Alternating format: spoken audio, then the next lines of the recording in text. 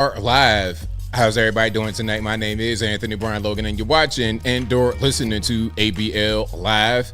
Thank y'all for being here with me. You could be almost anywhere in the world, which right here with me live on the show, and I appreciate y'all for that. We got a whole lot going on all over the internets, all over mainstream media, social media, everywhere, and I'm not sure where to start. First of all, DOGE is still causing the problem. They don't want DOGE. They don't like DOGE. Why? Because they don't want the gravy train to end. They don't want to stop getting their under the table monies. They don't want to stop getting $250,000 every month to count the number of divots on the basketball. They don't want to stop getting paid $400,000 every 6 weeks to go inspect individual strains of carpet and low income housing. That's what's going on. Meanwhile, the rest of us got to actually do things that make a difference in the world to make any kind of money that they want to take at gunpoint to put into their pocket to go revitalize urban beaver dwellings and release the water into a creek for a fish so they can have their sushi in their fancy restaurant. We'll talk about that a little bit later. Also, we have a very smart Asian kid over in California who is suing the University of California for racial discrimination. We got our president, Donald Trump, confronting the Maine governor over the transgender executive order. Mitch McConnell's retiring. And we got a whole lot more on tonight's episode of ABL Live. And thank y'all again for being here. You guys are the best audience anywhere on these interwebs.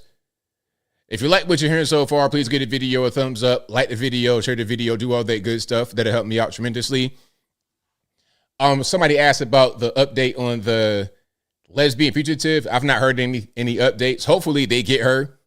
Yeah, the lady that allegedly deleted her wife. Listen, how do you go to prison for deleting your husband, get out, get remarried, this time to a woman, and then delete her? Now, as I said in my video, I'm not trying to victim blame here, but for anybody else out there who's wondering, you know what? I want to find my person. Where should I find them? Well, you know what? Maybe you shouldn't find them in the penitentiary, a halfway house. Maybe you shouldn't find them on, some prison inmate dating website, just maybe. And also, if you find somebody wherever you find them, hey, have you ever been to jail before? You ever been locked up? What have you been doing throughout your life? There's like a period of time we've not discussed. There's 14 years of your life you've not discussed with me. What were you doing during that time? Maybe it'd be good to ask that question. Just maybe. Because if somebody went to prison for killing their husband, I read different numbers. Some say the lady did 14 years, almost 13 years, I think 9 months. One website said 9 years. Whether it's 9 years, 13 years, 14 years, at the end of the day, she did what she did, and she was convicted of doing it. So why would anybody get married to this person again? That's a whole black widow. That is a black widow. You're talking about not one, but two deceased spouses. Like anybody could have seen that whole thing coming. But again, RIP to her. Prayers out to the family. And if you don't know what I'm talking about there's a fire captain in Southern California, not LAFD, but Riverside County, i.e. Inland Empire. And she lived in San Diego. But she got married to a woman, of course, a lesbian bulldagger, a true bulldagger, not a pretend bulldagger, a real bulldagger, got married to kind of a lipstick lesbian. The lipstick lesbian is a murderer, went to prison for killing the first husband, got out, got remarried, and then allegedly killed the fire captain and is now on the run. Hopefully they go ahead and get her. And this time, send her to the penitentiary so she can permanently make big rocks to little. Because at this point, if you get out again, you're going to be a serial killer. That's going to be your whole thing, a black widow. That's going to be your profession. So let this person go right back to the penitentiary and make big rocks to little. Some people really shouldn't be some people shouldn't really be among us. Some people should not be released upon us regular, everyday people. I did a story many years ago about the serial killer in Virginia. Now, this happened, I think, right after I left or right around the same time that I left. This might have been 2018, 2019. I'm not really sure. You guys let me know if you remember that story. Now, this guy had done, I think, 12 years in prison for murder. He was a gang member and a contract killer. So what he would do is go around just killing people for money. Now, he was in prison, I believe, in Georgia. He comes to Virginia as a contract killer. Gangs got him out there just hitting certain gang members. And I think he might have killed at least 2 people from contract hits. And then there was another innocent man, RIP to one of the Cuffeys. I forget his name, but the Cuffeys are a really big family. There's things named after them in Virginia. Shout out to the Cuffeys. He killed one of them because the guy was just out there waiting for his daughter to pick her up, to take her to work. Because the guy missed his mark and he was upset, he just killed him because he was right there. I mean, a really bad person that should not be out on the street at all.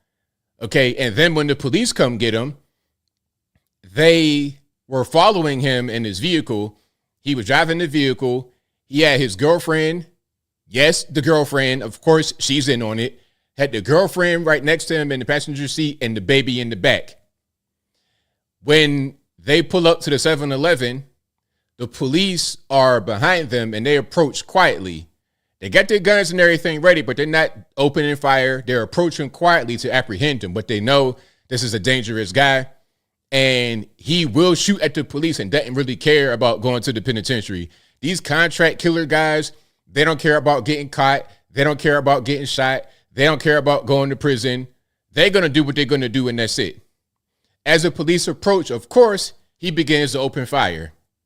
Now, when he opens fire, he puts his feet up against the door, the driver's side door. So he's facing the other way. He's not straight on with the steering wheel. He's the other way with his feet up against the actual door. Now, behind him, behind his seat, is where his girl is in the passenger seat. In the back seat, there's baby, Goo Goo Gaga, a baby, like an infant, like 3-4 months old, like a newborn, basically. He shoots at the police first. They return fire. One of the bullets goes through him and then hits the lady. She dies. The baby, thank God, is saved and is okay. He dies. She dies. The girlfriend's mom comes to protest, talking about, oh, they shouldn't have killed my baby. It's like, ma'am, your daughter is riding around with a serial killer. Okay, this man had guns and all that right in the front of his vehicle, right on the actual floor by his feet. Had the gun right there, shot at the police first, they shoot back, and she dies. So, moral of the story is, if you want to deal with criminals, be careful, especially violent criminals.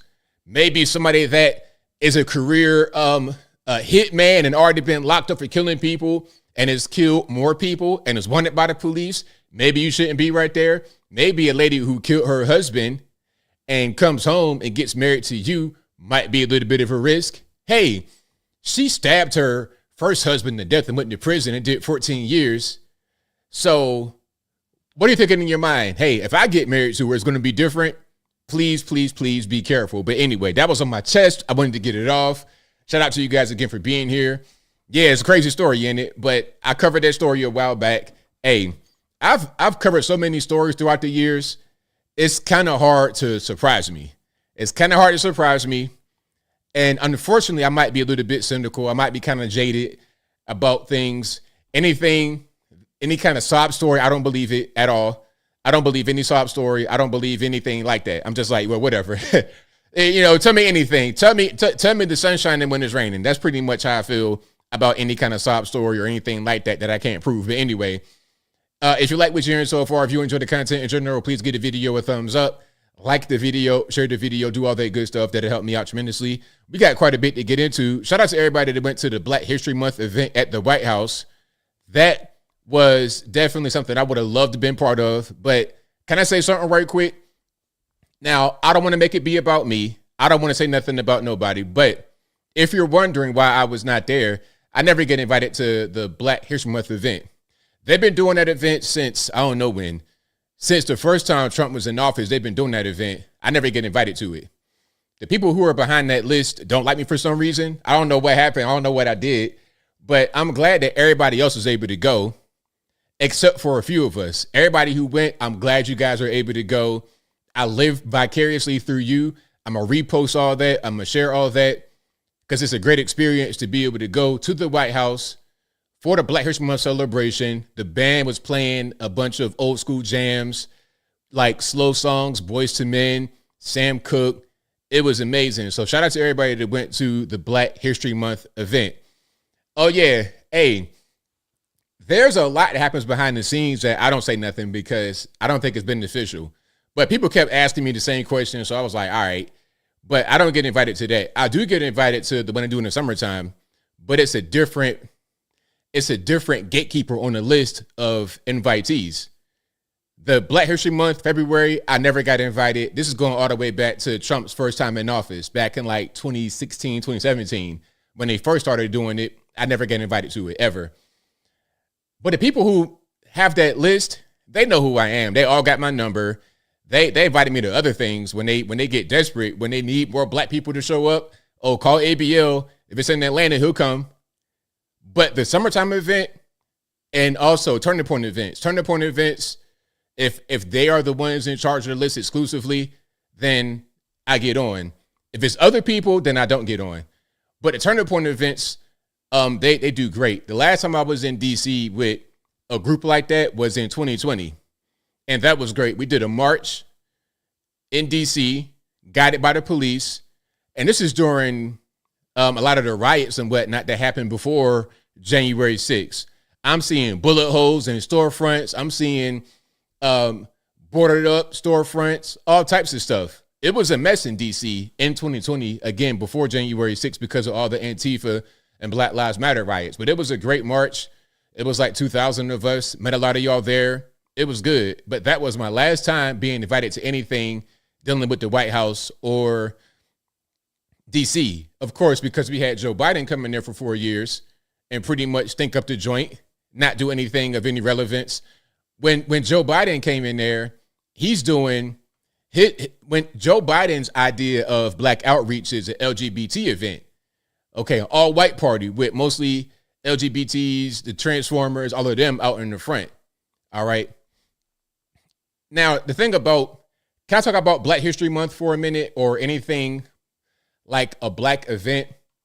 You got to understand, it's like, if you say you want people to do things for themselves, put themselves up by the bootstraps, you got to allow this kind of stuff to happen because a lot of Black folks, it's just automatic. If you're conservative, they're just going to turn you off automatically. So you got to reach directly to them if you want to make any change. If you want to say, okay, it's not anything just for you guys, then they're not going to latch on to it. They're going to keep on doing what they've been doing.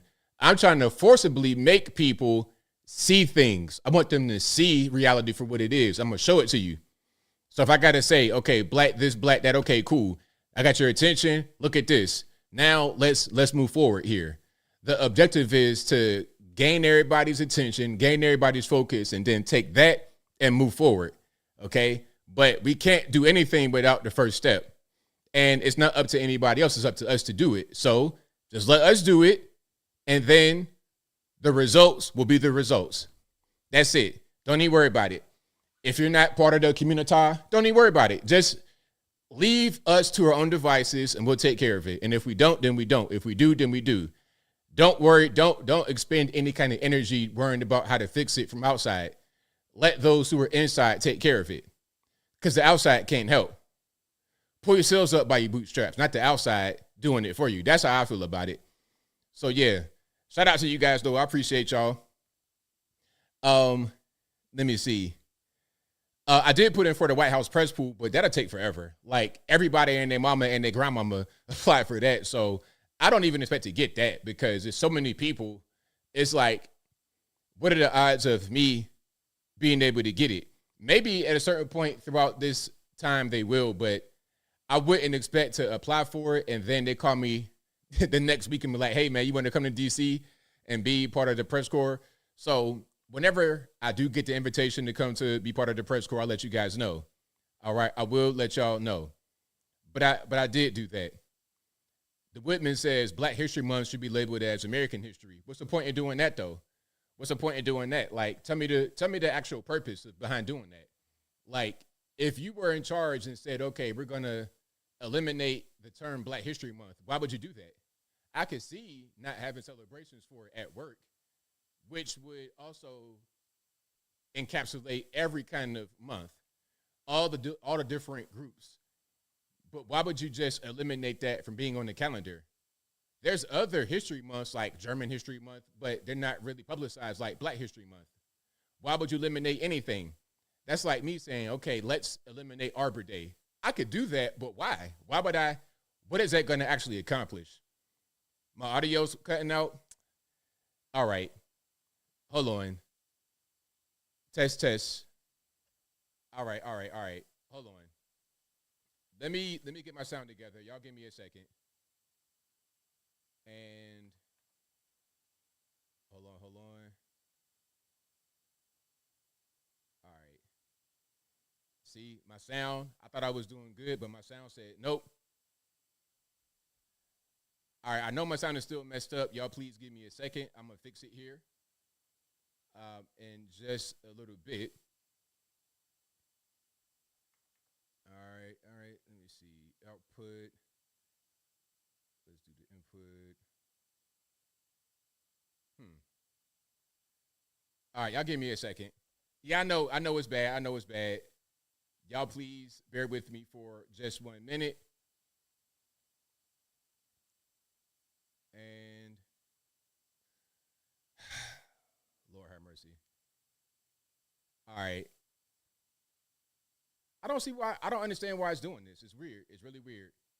And I can see how it's really low right here, but it shouldn't be like that because I don't even see what's going on that it make it do it this way. All right, I'm going to just restart my mixer.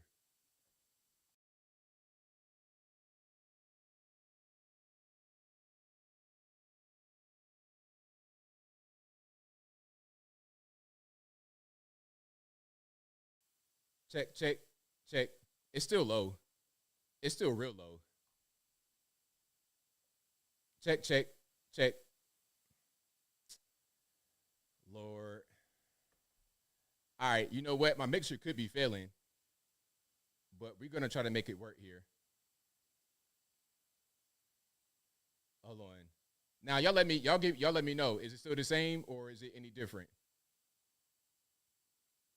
If it's still messing up, y'all gotta just let me know.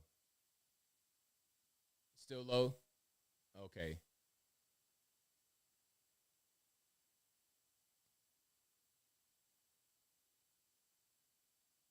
All right. That's still low. That was just my other sound.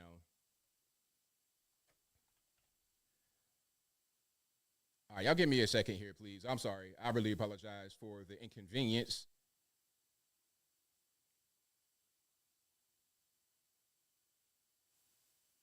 Test. Now that's too loud. Test. Okay. How about now? Are we better? Is it any better or is it still the same? Y'all let me know. My inbuilt mic ain't no inbuilt mic. All I have is my mixer and that's it. So if the mixer's not working, then it's not gonna work at all.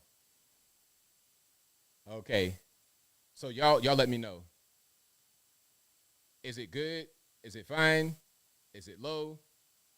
I think my mixer is failing. That's what's going on. So if it continues, it's just gonna be like that. And I can see it right here. It's just really low. So I may have to get a new mixer. Yeah, the mixer is failing. That's what's going on because it's getting lower. I've turned it up and it's still messed up. What can I do? I don't think I got another. I don't think I got another audio interface. Y'all give me a second, please. Hold on.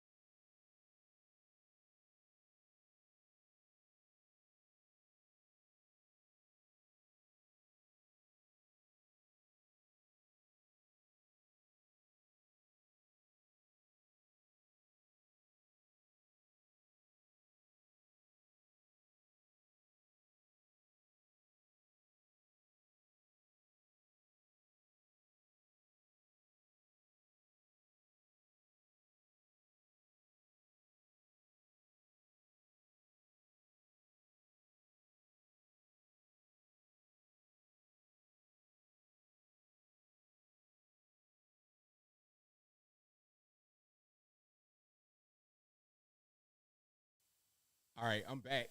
Now I'm gonna try to fix it here. Hold on. I got a spare mic. I got a whole spare mic. Now let's see if I can change this out, and let's see if it'll work. If it'll do the job. This mic is failing because the sound it just won't pick it up. All right. Yeah, this mixer is kind of old. I had it for about. It's been some years. Y'all probably remember when I first got it. So let me just do this. I'll mute the sound right quick because I'm going to just change these mics out. And it might be a little loud. And matter of fact, I'm going to show you how I do it so you could just see that for yourself. If you want to know how to use XLR mics, this would be how you do it. All right.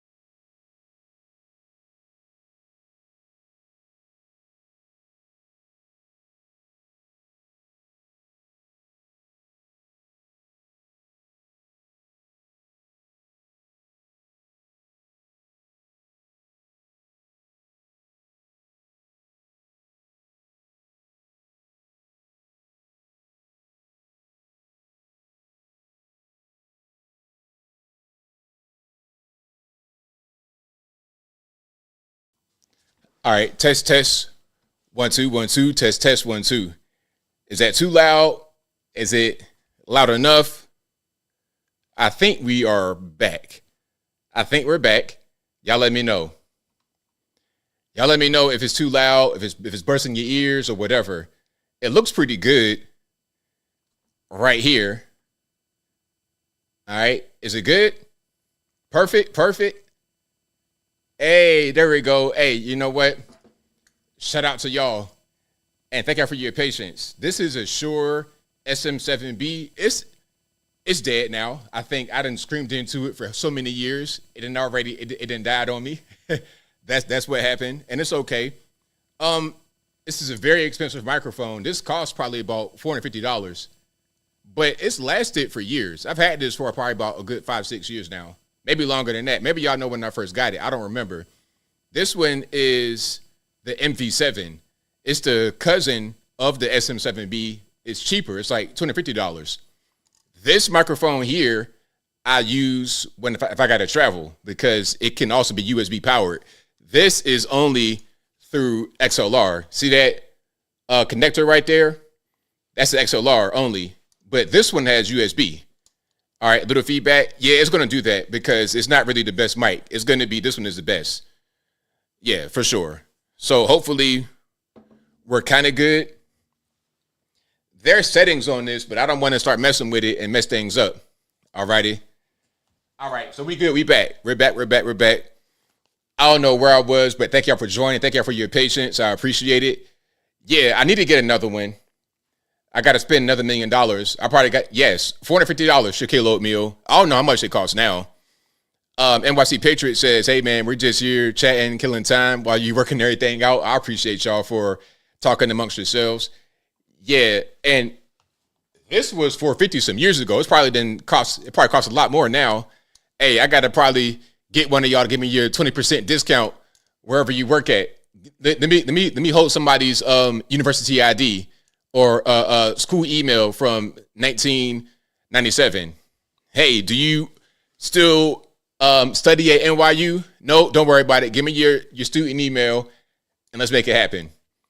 Maybe if I get some of that DOGE savings money, I'll put that toward a new microphone. But I did want to get a new mixer anyway, so I might do something else. We'll see. All right, we shall see. But anyway, hopefully the mic is okay enough to keep on rocking. But thank y'all for joining. I definitely appreciate y'all. Let's get to the sponsors right quick before this microphone dies. Shout out to PatriotPost.us, your best source of news and information anywhere on these interwebs. Their link will be in the box, or just go to PatriotPost.us. Tell them that ABL sent you with the brand new mic, of course. Also, go to my merch website, ablmerch.com. That is ablmerch.com.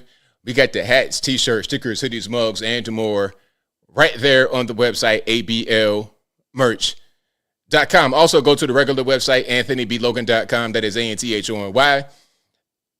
ANTHONY, the letter B, LOGAN.com. Go to the front page of the website. There you'll be able to find articles for each video that I produce. And in each article, we have sources from the left, from the right, from the center, from the Democratic, Republican, politically agnostic, local, national, international, whatever you want. I got it right on the front page of the website, AnthonyBLogan.com. Also, go to the contact page of the website, AnthonyBLogan.com/contact us. There you'll find my email address, my email address, my UPS box, of course, my social media websites, my Facebook, Instagram, Twitter, never going to call it X, TikTok. All those links are on the contact page of the website, AnthonyBLogan.com/contact us. And if you're ever wondering if you're conversing with me on the interwebs or not, just cross-reference method of communication. Hey, if the email is some kind of random thing, or you're on WhatsApp for some reason, look, it's not me. I promise it's not. I don't have any weird kind of get-rich-quick scheme, Bitcoin, Forex, nothing like that. And as y'all know, if you are ever confronted by somebody in the comment section talking about, hey, my name is, I'm ABL. This is my picture right here. This is me right there. Give me your monies in the gift card. I will give you money back. When I go back to Nigeria, I will give you money when I return. It's not me, okay? I promise it's not me. Or it's going to be somebody that weighs 1,000 pounds plus about 5 million on top of that, living in Eastern Europe somewhere, in the basement of one of them old Hitler blocks, okay, covered in porch head to toe. It's not me. I promise it's not me. Don't get scammed by somebody who weighs 1 million pounds with a Kyocera flip phone in their hand. Old school tech, scamming you out of your hard-earned savings. Let's not do that. Don't nobody got no time for that. So thank y'all again for joining. I really, really appreciate y'all. Now, what I want to do is show some of the Black History Month celebration, okay? I do want to show some of that at the White House. Now, Trump brought Tiger Woods, y'all, out to the party.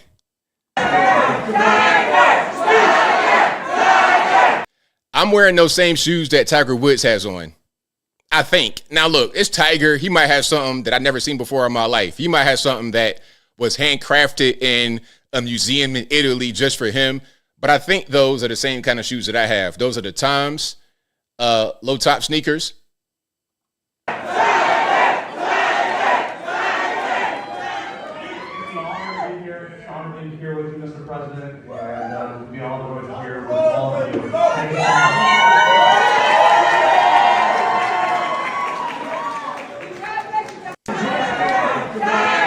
So shout out to Tiger. Somebody said it's Tiger Black. He's Cablinasian. So the bland of Cablinasian makes him black enough. Hey, you black. Hey, your daddy black, you black. I guess that's what we're going to use, right? If Barack Obama is black, then so is Tiger Woods. Okay, because Obama's dad is black. Excuse me, Tiger's dad is Earl Woods, right? So then Tiger's black. If we're going to go by that metric. I know his mom is not black, but neither is Obama's mom. Now, this is them at the White House playing Sam Cooke, Change Gonna Come. This is John Amanchukwu Sr.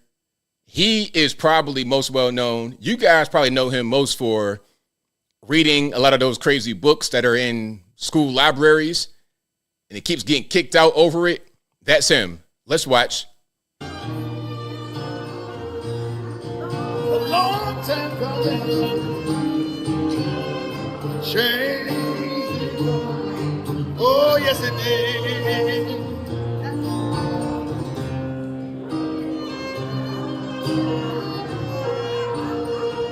This is what I tell him. I said, Brother, help me. Would you help me,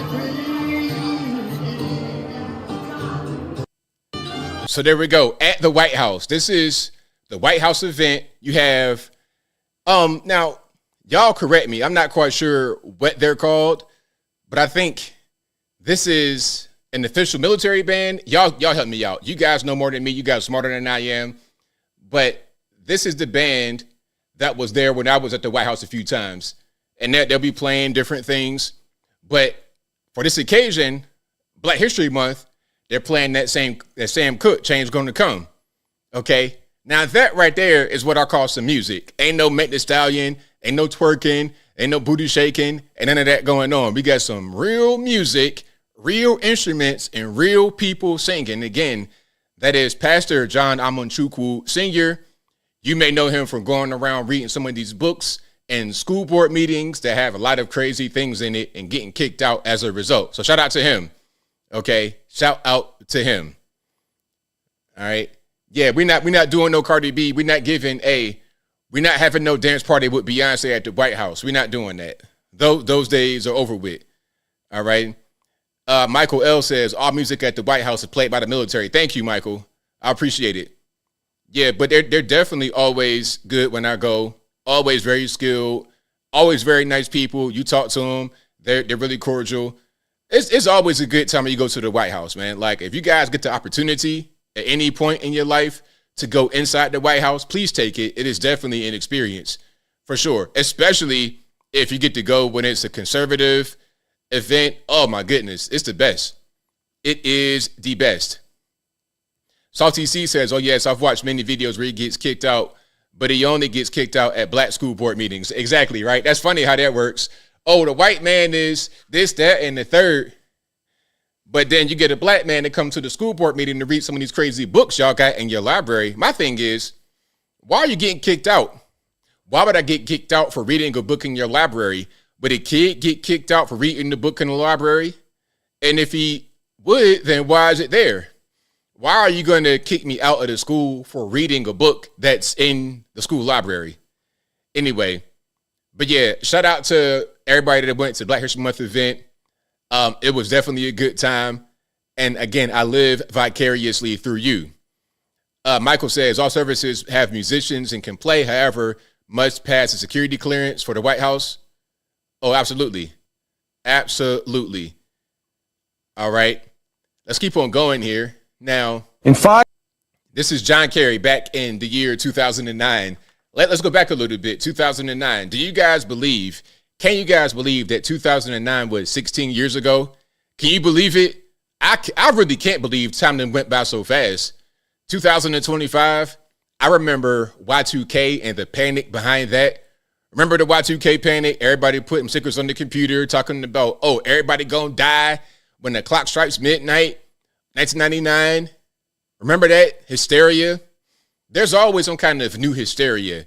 Everybody gonna die because Y2K and the clocks can't handle it. Everybody gonna die because COVID-19 is out here. And if you don't get the vaccination, you gonna die. There's always some type of scare. At this point, I'm like, all right, man, whatever. Like, I believe it when I see it. They're talking about it's UFOs out there, ABL. The green space alien gonna be doing a cha-cha slide on top of the White House. I'm like, all right, man, look, how about this? When the space alien arrives, you let me know. I ain't gonna hold my breath, though. I'm not gonna be like, you know what? I'm counting down the days until the space alien gets here. When it gets here, you just let me know. But I'm not gonna get ready and like go on the trip. Like I'm not gonna get myself packed to go to Mars. I ain't gonna have my bags ready for 15 years. Just let me know when it happens. But anyway, here's yet another piece of hysteria that John Kerry put out there again in the year 2009, 16 years ago. Let's watch. In 5 years, scientists predict we will have the first ice-free Arctic summer. That exposes more ocean to sunlight.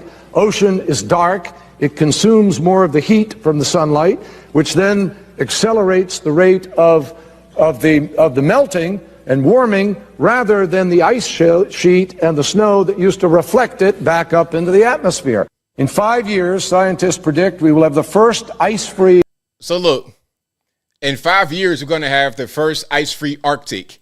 In 5 years, that was 2009. So has that happened? 2014 was a cutoff date. Has that happened? It's just like AOC talking about, oh, in 12 years, it's going to be over. The world's going to end. They always say that. And people like Al Gore said the same thing. Oh, man, all the ice caps going to melt and we're going to be underwater. And Miami, you know, you're going to be down on South Beach. You're going to be swimming on South Beach. It ain't going to be no sand. It's like, man, all right, whatever. You know, it's completely a mess. But that's what they do. Now, I think these guys might be some of the John Kerry acolytes, the Al Gore acolytes, Greta Thunberg, people like this. Okay, out here in the street, blocking the road. That's the worst protest ever. For me, look, man, I'm going to say I ain't see him right there. Yay, how in a high-vis vest, but I got a big truck, and he was underneath my dashboard, so I couldn't see when I had to pedal to the metal. Okay, look, and I couldn't hear him either. I was in my car playing Cold Chamber Big Truck, and the music was so loud, and I couldn't see him in my big truck. All I felt was a speed bump, and then that was it. I'm just playing anybody out there that want to try to tell on me, because some of y'all will tell. But here's how you handle these kinds of so-called protests.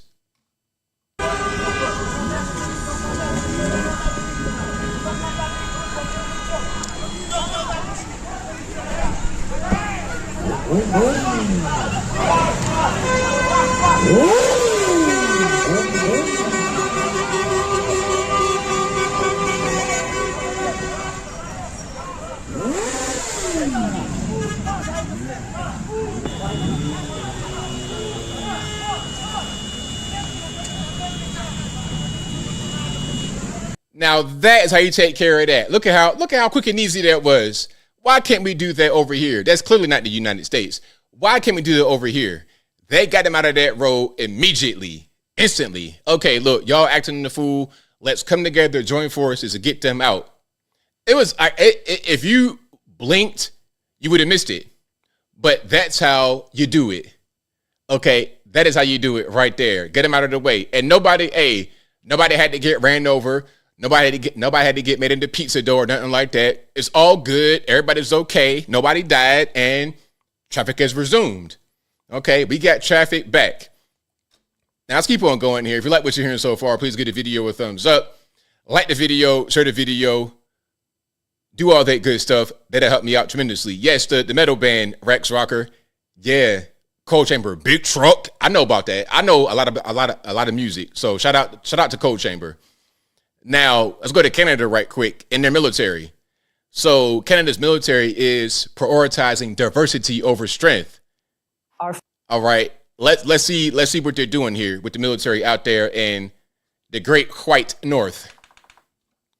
Our focus is transformation and mobilization are the two key words that I use to describe the approach that we have at the moment. Of course, modernization means more than just changing how we recruit, but it also means changing who we recruit. With support from the Vice Chief of Defense Staff and government partners, we are challenging outdated policies and practices to simplify security process for applicants with ties to other countries.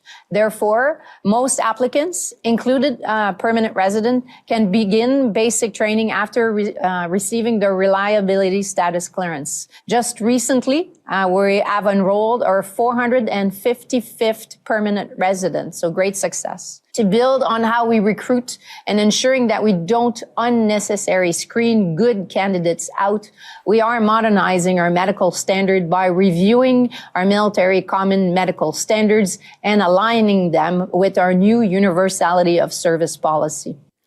So yeah, I guess they do have a military in Canada. So to all the Canadians out there, how confident are you in your military? Y'all let me know about that. Because if I was a Canadian watching this, I would not feel very confident. This will give us more flexibility to recognize that people with low-risk medical condition may still serve fully in the Canadian Armed Forces. Right now, 26.4% of newly enrolled Canadian Armed Forces members identify as racialized Canadians. racialized. What does that mean? Does that mean, is that their way of saying non-white? Percent are women and 5.2% identify as Indigenous. To succeed, we must continue to tap on all Canadians from all communities who want to serve. Candidates without high-risk foreign implications now complete an initial reliability status check before enrollment. That is to say, they are now enrolled under the same process as Canadian citizens who do not possess high-risk foreign implications. We've analyzed our processes and realizes that the Canadian Forces Aptitude Test was not in line with industry best practices and served as a barrier to enrollment. Instead, we've introduced a Scored Employment Application Form, or SEAF, which evaluates essential qualities of personal and organizational success, including academic results, qualifications, work experience, extracurricular activities, or other life achievements. With a modernized common enrollment medical standard, we are adding a third group, fit to the task, which means that while the applicant has medical employment limitations, for example, requires daily access to medications, those limitations do not represent a medical contraindication to attend basic training. Okay, so if you have some kind of issue, some kind of medical issue that requires you take medication every day, it's all good, man. Come on, it's all good. Now, look, I don't want to play everything here, but what's your opinion when you hear this? What I think is they just don't have enough people and they're just scraping the bottom of the barrel. When you do that in these kind of positions, it gets dangerous. They did that in Miami during the drug war. They showed that in the documentary Cocaine Cowboys. If you've not seen it, you got to watch it. It was really good, talking about the early Miami cocaine days that really transformed that particular place into what it is now. But that's a different story. I think between the drugs and the football that they had, with Warren Sapp and all of them, I think all of that kind of transformed Miami. But anyway, I think it's like what was happening back in the 70s, 80s in Miami with the drug war. They couldn't find enough police because of all the violence, and the people that they could find, they lowered the standards so much that they were taking people that were on drugs, criminals, to the point where an entire graduating class in Miami, the entire graduating police academy, all went to jail or died, the entire class. Because that's what happens when you lower the standards. Standards are high for a reason, because you got to have people that fit certain criteria who can serve. If you got drug addicts, people on medication, severely overweight, they're not suited to the task. It's simple. That's all that it is. All right. But yeah, shout out to the Canadian military. Hopefully you guys will be all right. Back to Canada, Canadians are outraged over a sign that says White Lives Matter. This could be an old video. I'm not really sure. Let's play it though. You know, it shouldn't be a reflection of our town, but unfortunately it's being perceived as a reflection of our town. In early August, Gord Lehman erected this two-sided wooden sign on his lawn, located along Highway 21 just north of Goderich. He recently moved it to his neighbor's lawn, he says, at his neighbor's request. So the sign says, White Lives Matter, screw Trudeau, capitalism, not socialism, screw Singh. Lehman says he's had plenty of support for his billboard, but not from Matt Hoy or Patrick Corvin. I would say that it's completely disrespectful for the community. I don't want to see this language on that sign. I don't want young people to see the language on the sign. I certainly don't want my grandchildren to read that. It's completely inappropriate. In recent weeks, somebody in the comments said, just take us, America. Hey, man. Hey, you know what? It'd be interesting to see how many Canadians would be interested in joining the United States. I'm interested to see. I don't necessarily see that happening, but I'll be interested to see just how many Canadians say, you know what, let's go be part of the United States. And I think that could be the ultimate goal, because if you're looking at it geopolitically, if the USA was able to get Canada, Greenland, you're talking about a lot of territory, the whole North America, basically, we could have, except for the islands. We wouldn't have all the islands, but and not Central America, but we could have the United States, Canada, Greenland, all of that up there we can have. We just wouldn't have anything south of the border, because that's also considered North America. Central America is also North America. Guatemala, all of that, that'll just be their own little region. still part of the continent. Well, now let's go to Minnesota. Okay, we're not too far from Canada. Let's go to Minnesota. This is what it looks like out there in, what's this? Is this Minneapolis? Where is this at? Y'all let me know. If you guys are in Minnesota, y'all let me know if you have seen this kind of thing near you. And if you guys can't see the screen, what we have here is a bunch of homelessness, a bunch of trash. It looks like Los Angeles and Minnesota. Welcome to Minneapolis, Minnesota. All right, Minneapolis. Look at what we got going on here. And for the record, let's just take a look around. It's a blue state in a blue city with a blue governor that felt he was good enough to help run the entire country. But let's see what's happening in his own backyard. Now, I've lived just outside of Minneapolis for over 53 years and worked in Minneapolis for the last 35 years. And I have never seen it look quite like this. On the full version of this video over on YouTube, I go right into the campgrounds. I talk to the people living this lifestyle, doing crack right at the entrance to the playgrounds with kids playing less than 50 feet away from them. But let's just give you a taste of what that's like. Life in Minneapolis. How's it going for you? Going great. What's your badge number? What's your badge number? Don't need a badge to film. No, but You doing okay? yeah, I'm okay. How's life treating you out here? Like a All of that right there is just drugs. It's just drugs. And this is what I'm talking about. This is why I've been saying for years, drugs are a problem. We saw in Appalachia hit. I think we saw it first in Appalachia before the rest of the country did, because they intentionally put drugs in Appalachia, Big Pharma. It was an experiment. Okay, what are these drugs going to do to the population, the people? So they put it right there in Appalachia, and it killed us. It literally killed us. Generations of people lost because of the drugs, and it emanated from there to the rest of the country. Then you started to see commercials on TV for a lot of these narcotic drugs that people are hooked on.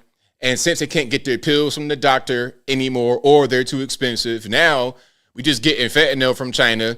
It's the same thing. It's the same thing we did to China with not we, but the West did to China with the whole opium war thing. Okay, we flooded them with opium, and it almost killed their entire civilization. And China's an old country. China been around for 5,000 years, and it almost killed them. So now it's kind of a little bit of revenge. Not only through the fentanyl that they ship to us, which costs next to nothing to actually produce and next to nothing to purchase and get high on, but also the TikTok and stuff like that, that's also kind of a form of heroin. Do you to you guys that have kids, especially that are on TikTok, or if you are a TikToker, do you know the level of anxiety, panic, despair, doom that happened when TikTok was down for half a day? And it wasn't even throughout the peak of the day. It was just like an afternoon. If you went to bed that night and got up in the morning and played basketball and came back home, it would have been back on. People completely lost their mind just for a 12-hour disruption to TikTok. That's called addiction. It ain't nothing else to it. That is addiction. If you can't stay off your phone for that long without using TikTok, you got a problem, okay? As simple as that. Hey, you know what? You got people that like to, social drinkers. You drink a glass of wine with dinner or whatever. You might even have some liquor. But if every day, every night, you're drinking and you can't stop, that's a problem.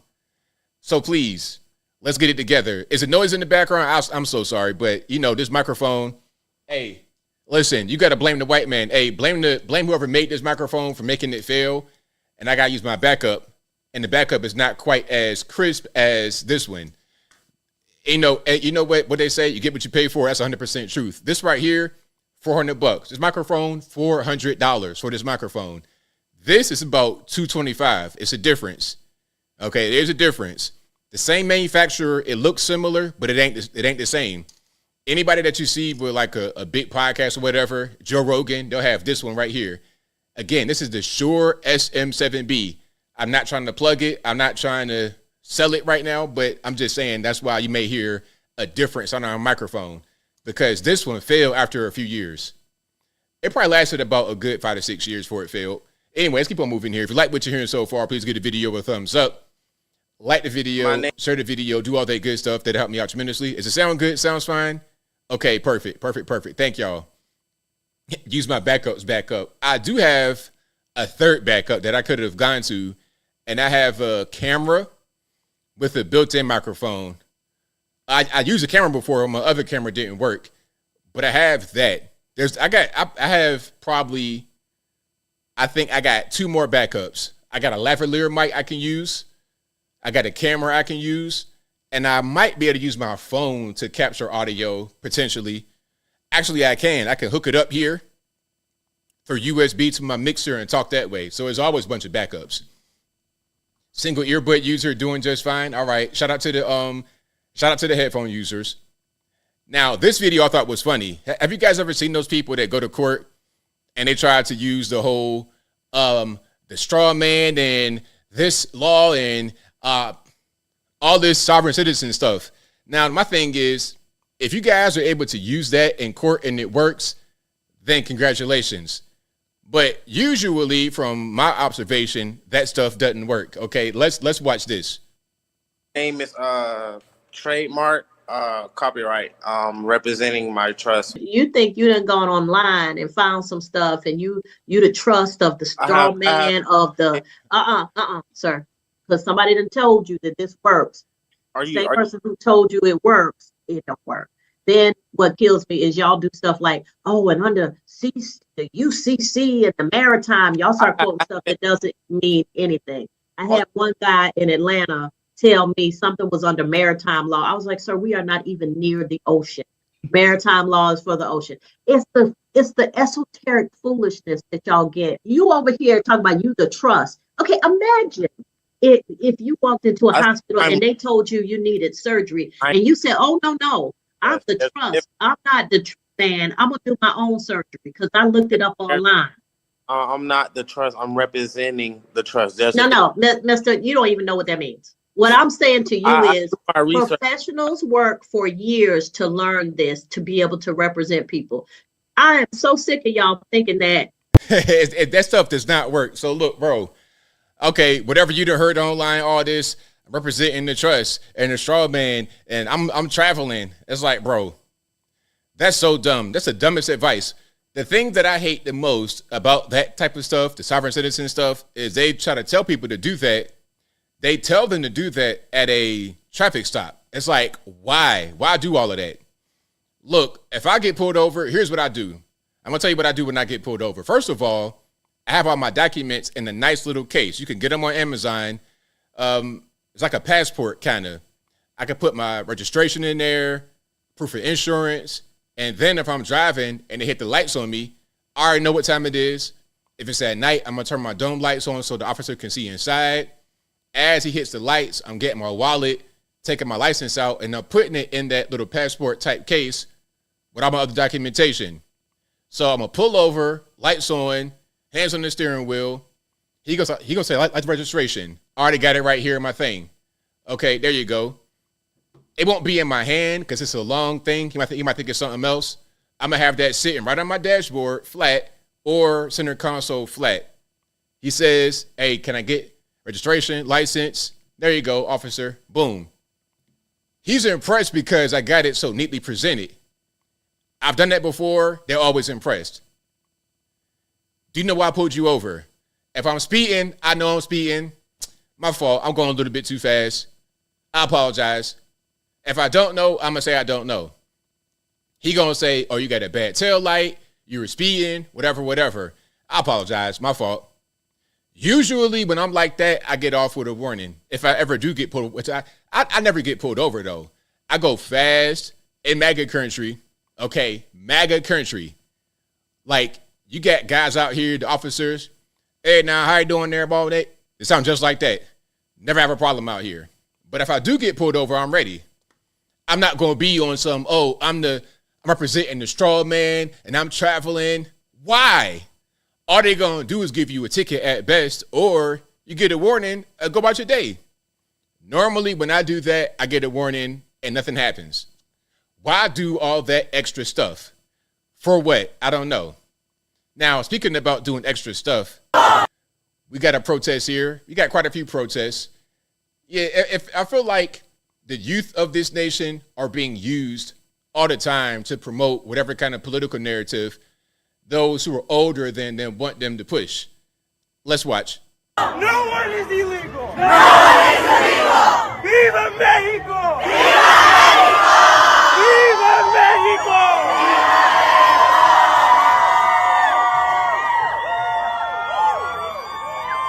Viva Mexico. Okay, now, bro, you're talking about Viva Mexico. Why you not there right now? Hey, go over there right now. Matter of fact, you know what you should do, bro? Since you love Mexico so much, go over there illegally. Go over there illegally and then tell them, hey, nobody's illegal. All right. Hey, go to the cartel territory and tell them, hey, ain't nobody illegal. I can go wherever I want. All right. Okay, see how that works out for you. Hey, go do that and then report back with your results. Okay? Only in America can you say stuff like that. Can you be protesting for another country in a different country? Like, go to China talking about long live Japan. Boy, you're going to get disappeared. Gulag is going to be something. You're going to pray for a gulag if you go over there talking like that in China. Long live Japan.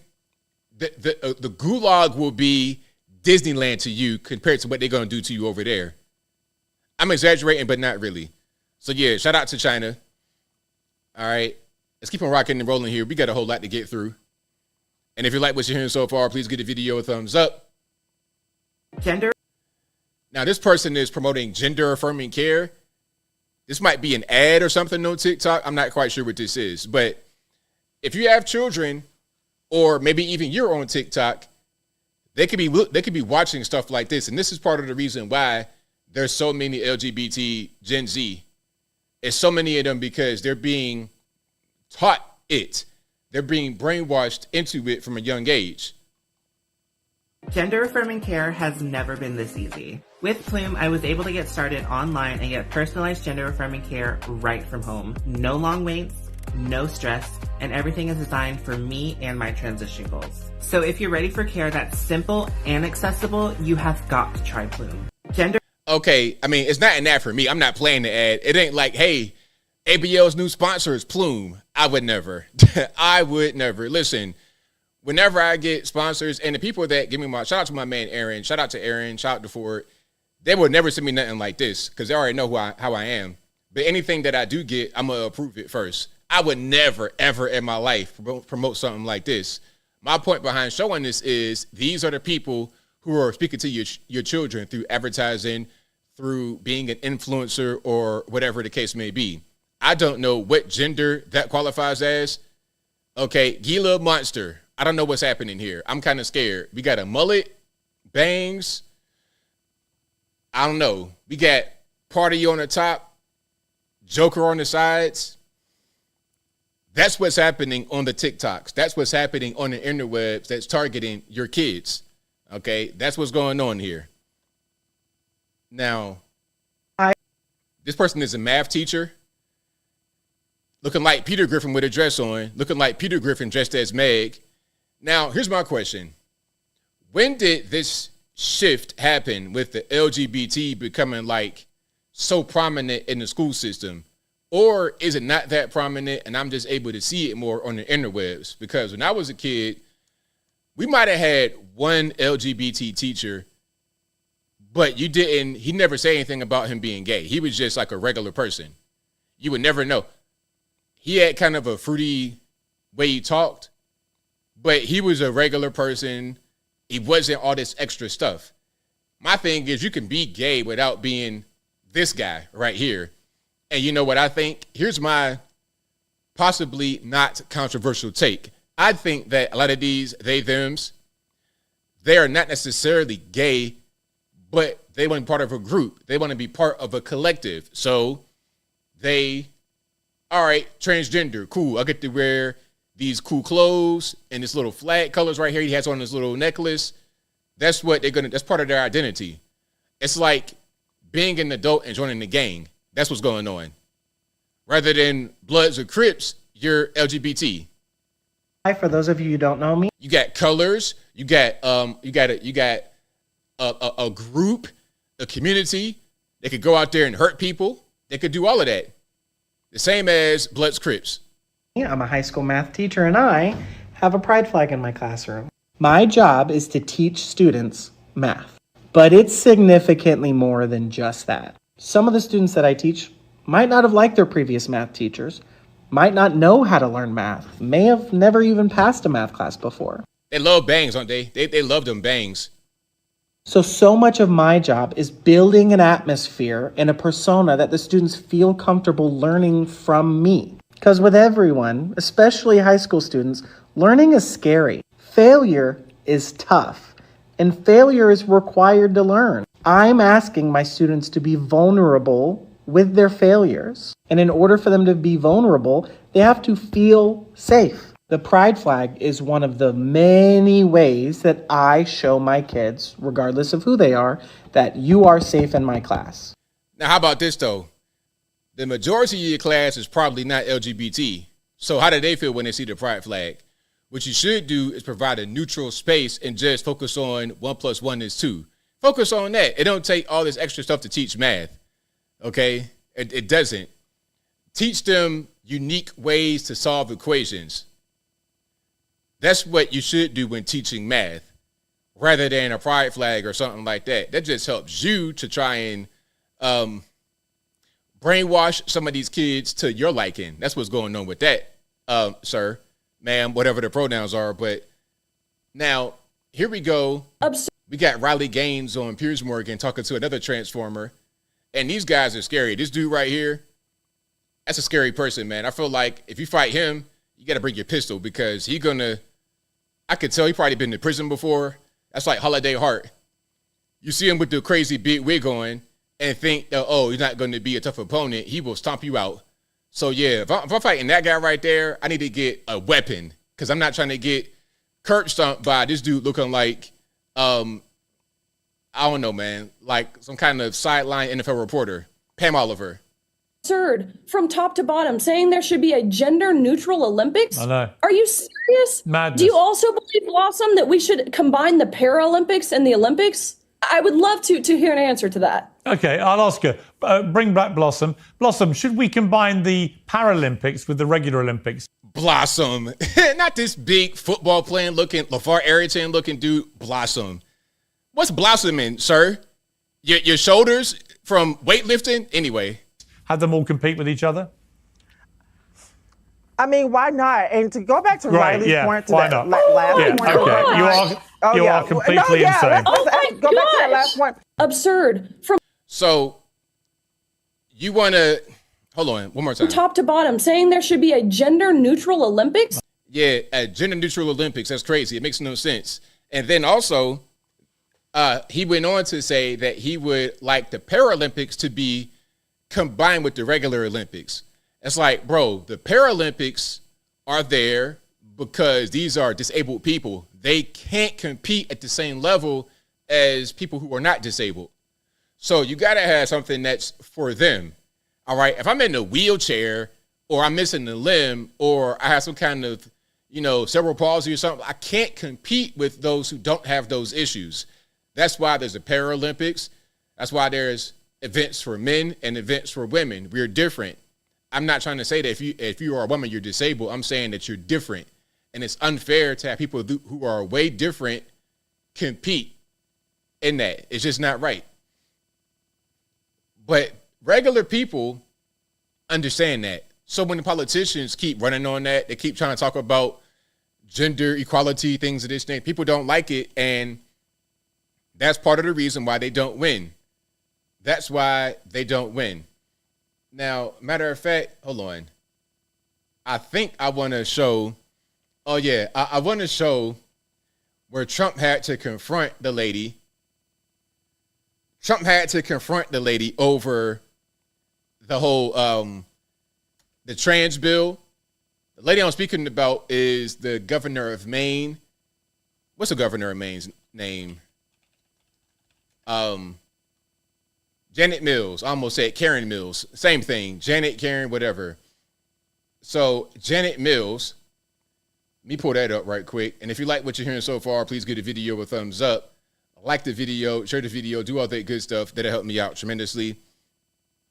But Janet Mills had to get confronted by Trump, and I loved it. I thought it was great. We need people in the country, but they have to come in legally. 2 weeks ago, I signed an executive order banning men from playing in women's sports. Many Democrats are fighting me on that. I hope you continue, because you'll never win another race. And it's just crazy. If you look at what happened with the boxing, if you look at what happened with the weightlifting numbers, where a record that hadn't been broken for 19 years got shattered. But, they put up an eighth of an ounce here, an eighth of an ounce there, and it's 218 pounds or whatever was that. And hadn't been broken in 19 years. And then guy walks up who transitioned. He transitioned, and he knocked out that record by about 100 pounds. That will be a record not going to be broken again in a long. So we put a ban on it, and to protect women. I mean, the women, if you watch the Olympics, you had two transitioned people that were fighting in the women's boxing. They have women's boxing category. And if you saw that, it was brutal. Now, that whole thing was crazy with Amani Khalif, where she had defeated the woman from Italy.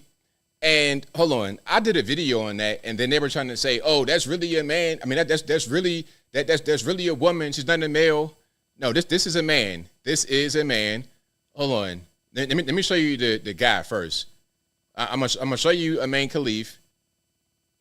All right, this is the person that they said was a woman.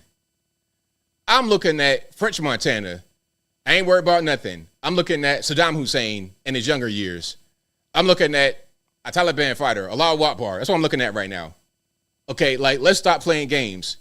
Now, the excuse was, oh, well, he didn't know that he was really a woman because there's a deformity and his berries didn't drop and the twig ain't really right. Look, man, I don't care about none of that. That don't matter. At the end of the day, you have XY chromosomes, sir. You are a man. Just using the loophole to be able to dominate over women. Okay? Look at your neck, bro. Come on, man. Seriously. You're looking like a suicide bomber. Keep it all the way real. I'm going too far. I'm sorry. All right, let's keep on going. What happened to the Italian woman was a really good boxer. After one punch, she said, no more. I've never been hit. It was a left. It was just a left jab. She got hit so hard, she said, I can't do it. They forced her to go out. No, go out again. You'll do it. Goes out again, gets hit again. No, that's it. She didn't want to die. And it's crazy, but the NCAA has complied immediately, by the way. That's good. But I understand Maine. Is Maine here, the governor of Maine? Down here. Are you not going to comply with it? I'm complying with state and federal laws. We are the federal law. Well, you better do it. You better do it, because you're not going to get any federal funding at all if you don't. And by the way, your population, even though it's somewhat liberal, although I did very well there, your population doesn't want men playing in women's sports. So you better comply, because otherwise you're not getting any federal funding. See you in court. Every state, good, I'll see you in court. I look forward to that. That should be a real easy one. And enjoy your life after governor, because I don't think you'll be in elected politics. Every state. There we go. So right on. Hey, I love the confrontation, and it was respectful. Trump was not yelling, cursing, none of that kind of stuff. And this is how Miss Mills looked afterward. That's a live shot of her right there. Now, judging by the way she's parsing her lips, I don't think she liked what she heard. But Trump didn't say anything wrong. It's like, look, man, we have executive orders, and you guys don't want to follow it. Okay, you want to play like that? Well, you won't get any federal funding. How about that? You want to get federal funding? You want to keep things the way they are with the federal government as far as the money you get? Well, enforce the order. Do not allow men to compete against women in sports. Do not allow boys to compete against girls in sports. If you can't do that, then we can't help you. It's just that simple. So, yeah, shout out to her. Didn't like it too much, but he said what needed to be said, and I appreciate it. We got a leader in there. Excuse me, a real, actual leader that'll get things done. Now, speaking about leaders, we got Mitch McConnell finally announcing that he's going to stop all of this. He's not going to run anymore. He's done as of 2027 when the next guy comes in, because he won't run in 2026. Now, if you were to ask me, I say, yo, go ahead and retire right now. Go ahead and retire right now. Like, just go ahead and go back to the crib. But he won't run next year, which means that somebody else will take his place, and they will become inaugurated January 27. And at that point, Mitch McConnell will be done. He was or is the longest serving leader out of any party. He has been in the Senate since 1984. I was born 1984. He was elected when I was a newborn baby, literally. He was elected November of 84. I was born in September of 84. So I'm a goo-goo gaga when this man was first elected, and he's still there. Bro, can we please retire? Like, seriously. And you're 1,000 years old. You're falling all over the place. You're in the wheelchair now. Matter of fact, hold on. Do I got a picture of him in the wheelchair? I think I have a picture of him in the wheelchair. Let me show the picture right quick, then I'll get back to that video. And if you like what you're hearing so far, y'all please give the video a thumbs up. Like the video, share the video, do all that good stuff. That'll help me out tremendously. Okie dokie, so here we go. This is him in the wheelchair. And I think that's our West Virginia senator. I think that's Jim Justice. I think that's Jim Justice. Y'all don't get me to lying, but I think that's him. And he's no spring chicken. He's like, what, 73 years old? But young compared to Mitch McConnell, who just turned 83 years old on Friday, which was his birthday. Okay, or was it Friday or Thursday? I don't know. Anyway, so that's Mitch and Jim. Mitch is in the wheelchair, got a boot on. He only had no shoes. He only got no sock on his foot. His toes out. It's like, bro, really? Is that what we doing? Is that Congress or old folks home? Is it Congress or a senior rehab facility? What's happening? But anyway. I've never liked calling too much attention to today's date, February 20th. But I figured my birthday would be as good a day as any to share with our colleagues a decision I made last year. During my time in the Senate, I've only really answered to two constituencies: the Republican Conference and the people of Kentucky.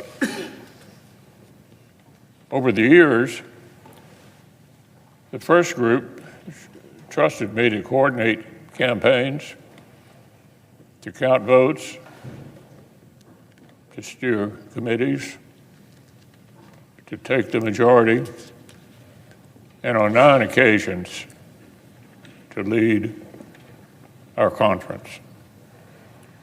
Serving as a Republican leader was a rare and, yes, rather specific childhood dream.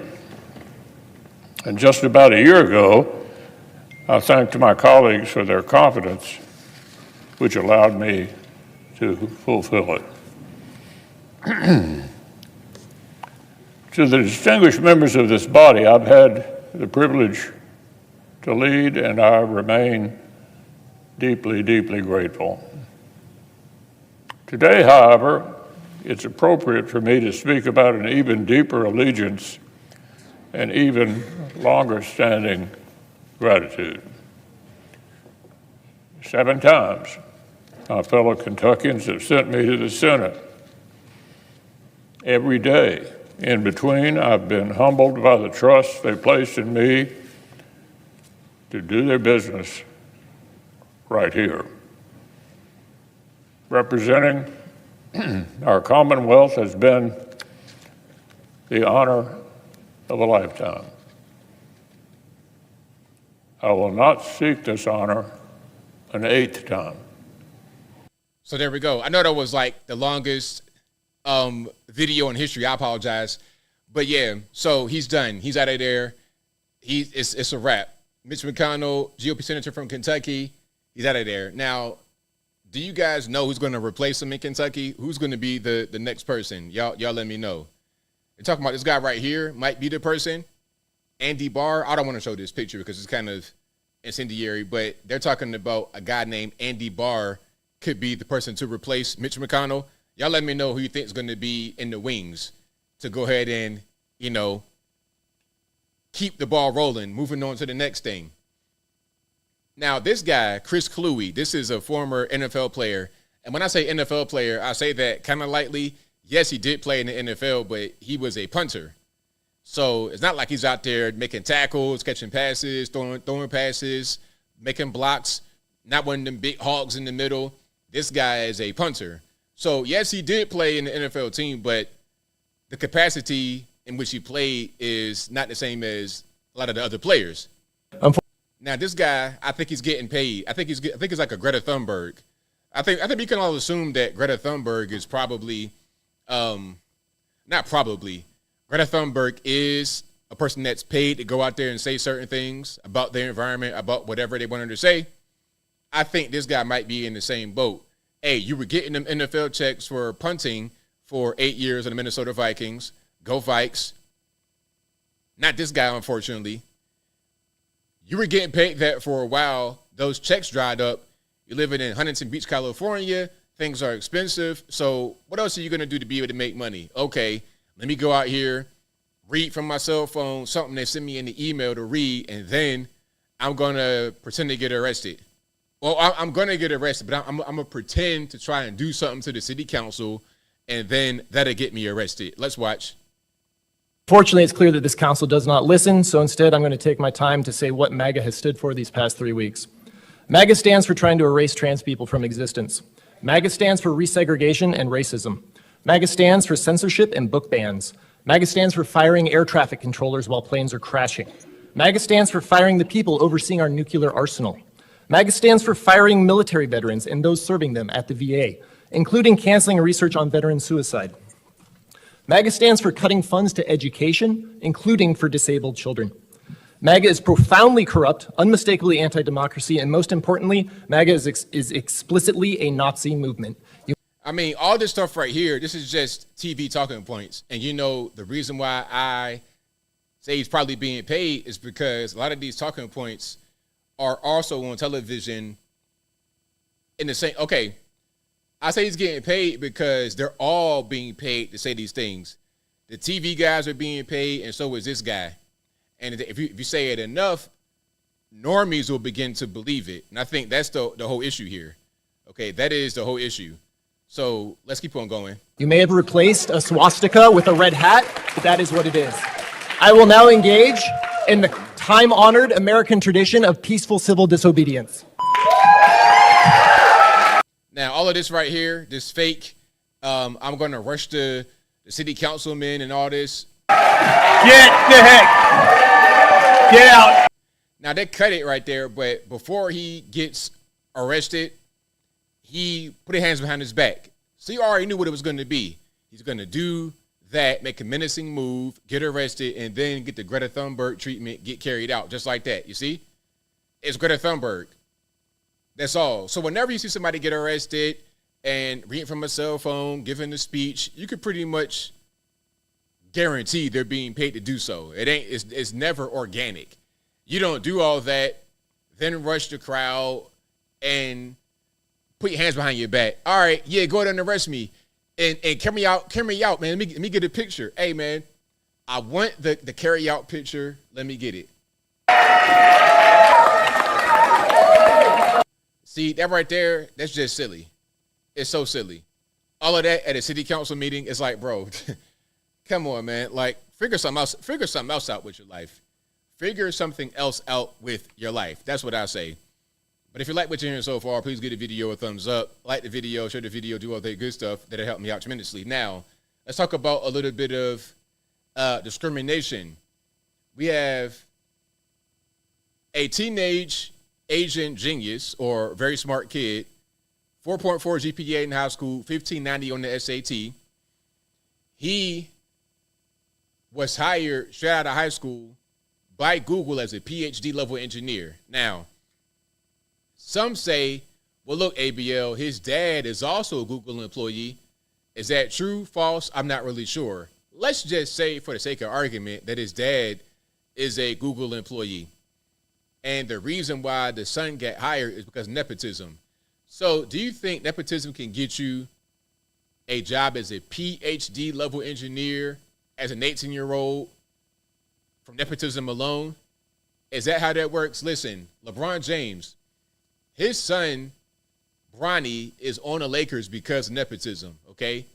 But even LeBron James cannot make his son, who was an okay basketball player at best, not really a true NBA player, even LeBron James cannot make that boy be on the starting five of the Lakers.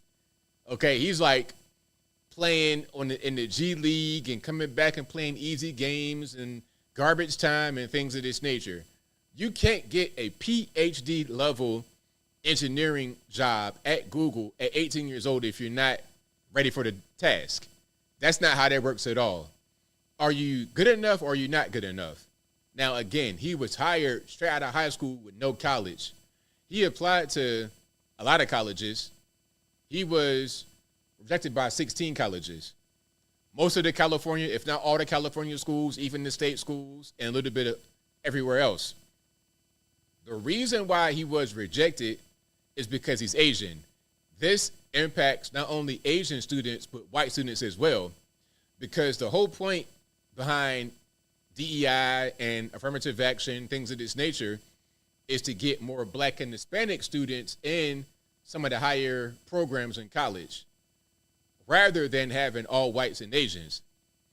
The problem is, in order to do that, you have to discriminate against whites and Asians. Now, from my point of view, if we're going to say it's wrong to discriminate, then it's wrong to discriminate. It doesn't matter the color it's against, whether it be Black, white, Puerto Rican, and candy stripe. You can't just say, oh, well, we're discriminating to help the Black and Hispanics, so it's okay to marginalize the whites and the Asians. That's just not what it is. Everything should be based on merit. Are you good enough? Are you a good student? Are you able to learn? Are you able to be coached? Are you able to be told anything? Are you going to listen? Are you going to be a good student? And also, if you have a higher education, you have a college, university, or whatever, your goal should be to produce the next batch of good talent for this country and for the world, the next leaders of this nation, not just trying to pick little, diversity points, diversity marks. It shouldn't be about that. It should be about cultivating the next generation for this nation and for the world. Let's watch some of this. You may recall the ABC7 story that went viral 16 months ago. A Palo Alto teen hired straight out of high school by Google as a PhD-level software engineer, yet he was rejected by most colleges he applied to, including 5 UC campuses, even with a 4.4 GPA and a 1590 out of 1600 on the SATs. Some of them were certainly expected, Stanford, MIT, it is what it is, right? Yeah. But for some of them, like Cal Poly, some of the state schools, I really thought, I had a good chance. His name, Stanley Jong, and he and his father just filed a lawsuit against the University of California and the U.S. Department of Education. The Jongs allege that UC is engaging in racial discrimination in admissions despite the law banning the use of race in the process. Joining us live now to talk about their lawsuit, Nan Jong, Stanley's father, and the co-plaintiff in this new lawsuit. Nan. Now, it's a long video, so I ain't gonna play the whole thing, but you get the idea. Let me go back, and hopefully my sound and everything is good. I can see it kind of getting low again. Let me try something right quick. Y'all give me a second. Hold on. I'm going to just...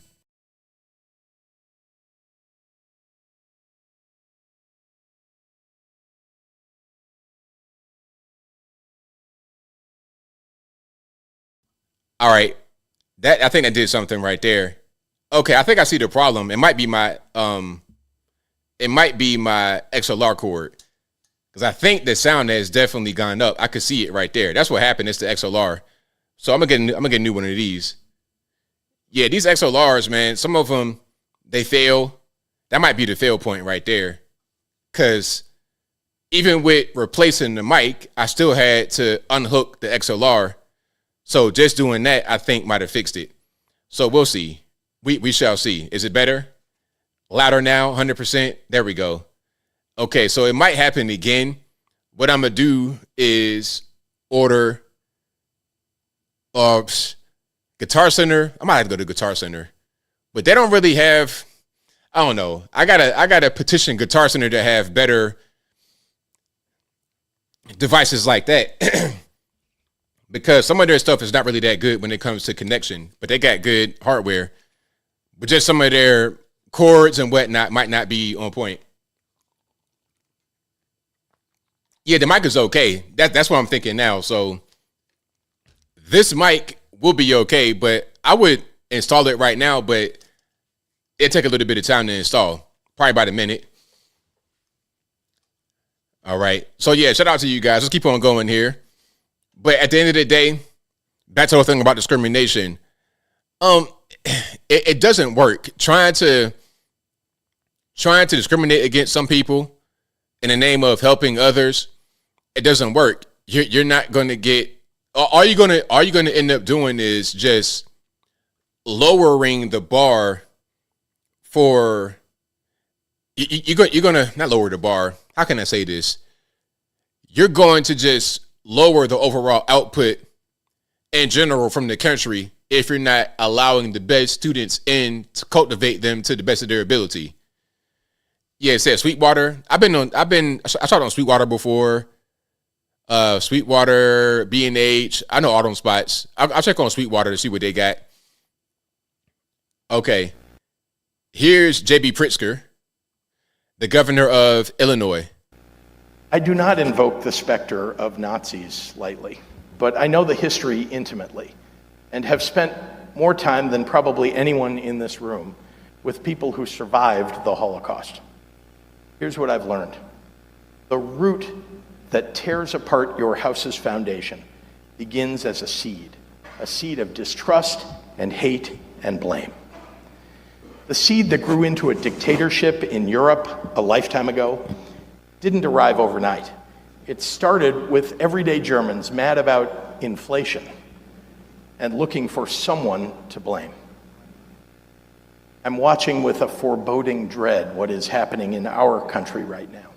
A president who watches a plane go down in the Potomac and suggests without facts or findings that a diversity hire is responsible for the crash. Or the Missouri Attorney General who just sued Starbucks, arguing that consumers pay higher prices for their coffee because the baristas are too female and non-white. The authoritarian playbook is laid bare here.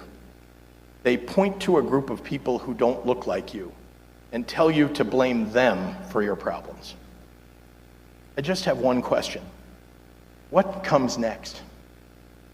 After we've discriminated against, deported, or disparaged all the immigrants and the gay and lesbian and transgender people, the developmentally disabled, the women, and the minorities. There we go. There we go. So, hey, you're a black person, you're the same as a disabled person. You're the same as LGBT. Don't you see, like, all of y'all they put in a box. And this guy, Mr. White Folks, is the leader. That's how it's always been with these people. It's never, they haven't changed. It's the same thing they're telling you right there. And shout out to the lady in the back doing the sign language. I mean, she's really into it. Like, for real, into it. Ain't combing the hair. Just say, you know what? Like, just let's do it. Put her hair in the bun, throw on my jacket, haggard. I'm going to go out here and do my best. So shout out to her. Dedicated to the craft. Once we've ostracized our neighbors and betrayed our friends, after that, when the problems we started with are still there staring us in the face, what comes next? All the atrocities of human history lurk in the answer to that question. And if we don't want to repeat history, then for God's sake, in this moment, we better be strong enough to learn from it. All right. So again, that is J.B. Pritzker, the governor of Illinois. So woke, so enlightened, so woke and enlightened. I mean, I am touched. I don't know about y'all, but I'm touched. I mean, these guys, man, I really hate. I really hate. Anyway, now, here's a caller from C-SPAN. Now, I'm going to ask you guys, do you think this caller is telling the truth or are they lying? Yes, ma'am. I'm calling from West Virginia, and which was a red state for Donald Trump, and they have a place called down here Public Debt, and a lot of my neighbors would vote for Trump. They walking around scared, crying, nervous, and they were forever Trumpers. But on a personal note, I'm a diabetic and I'm on Medicare, and when Joe Biden was in there, my insulin was $6 for a 28-day supply. I just went to CVS to get my new supply. It went back up to $80, they said, because the American Recovery Act was canceled. So it went from $6 to $80. So I don't know if anybody else out there on Medicare. And yes, ma'am. So is that true? Was that what's going on? Or is it somebody just calling in talking? Because sometimes you will get trolls. You will get those who will lie. I don't know if it's true. I don't know if it's false. Y'all let me know. Have you experienced that with that caller experience? Y'all give me some feedback on that. All right. Phony, full of it, liar, fake. Well, hey, like I said, I thought it was fake, but I don't want to just say that without getting confirmation. Y'all let me know. And his mind is not exaggerating. Yeah, and his mind is not lying, he's exaggerating. Okay. There we go. Prank calls, liar. Yeah, there we go. And then the whole West Virginia part, like from when he said, like, I'm from West Virginia and my neighbors are, like the way he sounded, it was like he was trying to impersonate us. I was like, no, that ain't, you don't sound like us. You sound like you're from Washington, D.C., for real. But again, I could be wrong. I could be totally wrong. That's why I'm asking the question. All right. And if you like what you're hearing so far, please give the video a thumbs up. Like the video, share the video, do all that good stuff. That'll help me out tremendously. All right. Now we got to get to the fired federal employees. Now, I don't want to do the two-step boogie, the boogaloo, the cha-cha slide, the merengue, none of that on those who have lost their jobs. However, some of these people did that when the coal mines back to West Virginia, when some of the coal mines closed, what they say, oh, learn the code. You're 55 years old. You are a coal miner working your whole life. We're going to close the mine down, but don't worry. Don't worry. Just learn the code and everything will be fine. That's what they said. That's what they said back then. So let's hear from somebody who lost her job. Okay, this person is a former federal employee fired from the education department. And the education department, look, if you work there, I hope you're able to get another job. But that department specifically, we don't need. Our government has become way too big, way too bloated. And it shouldn't just be a job machine. Our taxpayer money shouldn't be going toward jobs that don't need to exist. Our taxpayer money should be spent appropriately. Let's hear from her. Are you hoping to ever return to a job in the federal government or not after this? I wouldn't do it until, some things have changed, because right now it's a lack of stability. And then also, the emotional impact to me, this really feels like a betrayal in some sense. And that they didn't consider how this impacts people, and especially the 30% of the federal workforce that have served on active duty. Tell us more about how it feels like a betrayal. It comes down to what I've already said. I served my country for 11 years, 9 of them on active duty. I deployed twice. I spent so much time away from my family. I was gone when my mom passed away. And I missed that, to serve my country. And I was excited to continue serving in this capacity. And they not only tore that out from under my feet, but couldn't even just grant me a layoff and instead place the blame on me, that it was my performance. And I've gotten nothing but positive reviews on that. So I feel very much like the message is that my service is valued. They don't care about how this impacts me or people like me. And to me, it's inhumane. It feels like they're ignoring our personhood and not respecting us as human beings or as American citizens. But look, though, I mean, again, I'm not trying to dance on nobody's job ending, but people get laid off every day. People get fired every day. What makes you different than anybody else?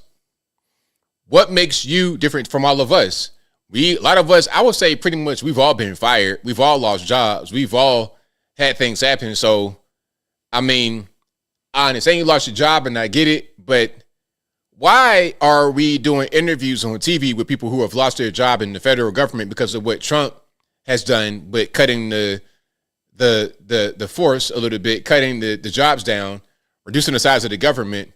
Why are we hearing from them and not just regular people who have lost their job as well? You see what I'm saying? So what's happening right here, they just want to parade them around, put them on television to make people hate Trump. That's all.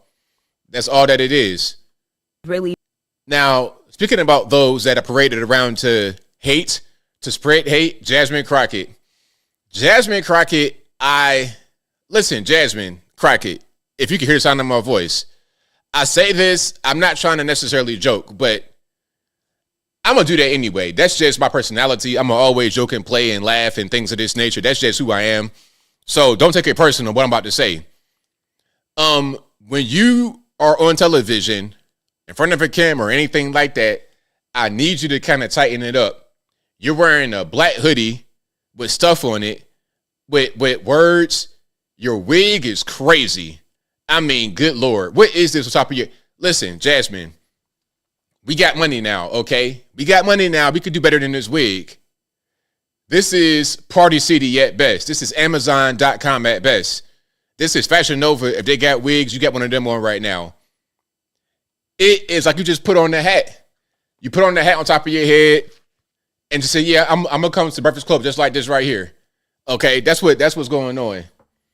You need to present yourself better when you on camera. And why is it people like Maxine Water? Listen, I know regular, everyday girls, women who have their hair looking better than that. Regular, I'm talking about nurses, girls that just work at I'm talking about I can go to McDonald's right now and see something better than that right there. And you're in Congress? Anyway, that was on my chest. I'm sorry for being superficial, but I had to say something. And look, you got money. You making well over 6 figures. There's no excuse for that crazy Party City wig you got on. For real, for real. You make us in a community look crazy. Anyway. Been the one to call it out. The fact that I'm rooting for Canada and I'm rooting for Mexico a lot is really wild. But so you are a member of the United States Congress, not just your local state government in Texas. You go to D.C. as a U.S. House rep. You're rooting for Canada and Mexico? Really? I don't care if you're Democrat, Republican, Independent. You're in Congress. You represent the country. There is no rooting for no other country aside for the USA. You can want others to do well. You can wish well for others. But rooting for them? No, no, no, no, no. But they are really the ones that are speaking truth to power right now. They can see what it is. And they were like, we are not messing with this crazy regime from Mar-a-Lago. And basically calling them thugs. That's what it is. But I'm like, y'all knew who he was when y'all elected him. I mean, this person, I don't know who voted for her. Hey, if you're in Texas and you voted for Jasmine Crockett, I don't know what you saw. I don't understand why you did that. She's somebody that I don't like a lot. I put her right up there with Adam Schiff, guys like this. So don't act surprised. Really. All right. So there we go. Jasmine Crockett. I don't want to show her too much, but she's getting a lot of press, so I got to counteract it. That's all that it is. That's the only reason why I show her is because she gets a lot of press and I got to counteract it. But that hoodie looks like something that I got at the bottom of my closet right now. Not in my closet, because I don't got nothing on the floor in my closet. But it looks like if I dig in the back of my dresser, I might got a hoodie just like that as far as the tatteredness of it. And you got that on TV. I would never go on TV like that. And I'm nowhere near your level, Miss Crockett, of being a U.S. House rep. But if I'm on TV, I'm going to present myself well. Even on the podcast, I'm going to present myself well all the time. That's why I wear these polo shirts, because it's not expensive. You could get one of these for next to no money, and you can look decent.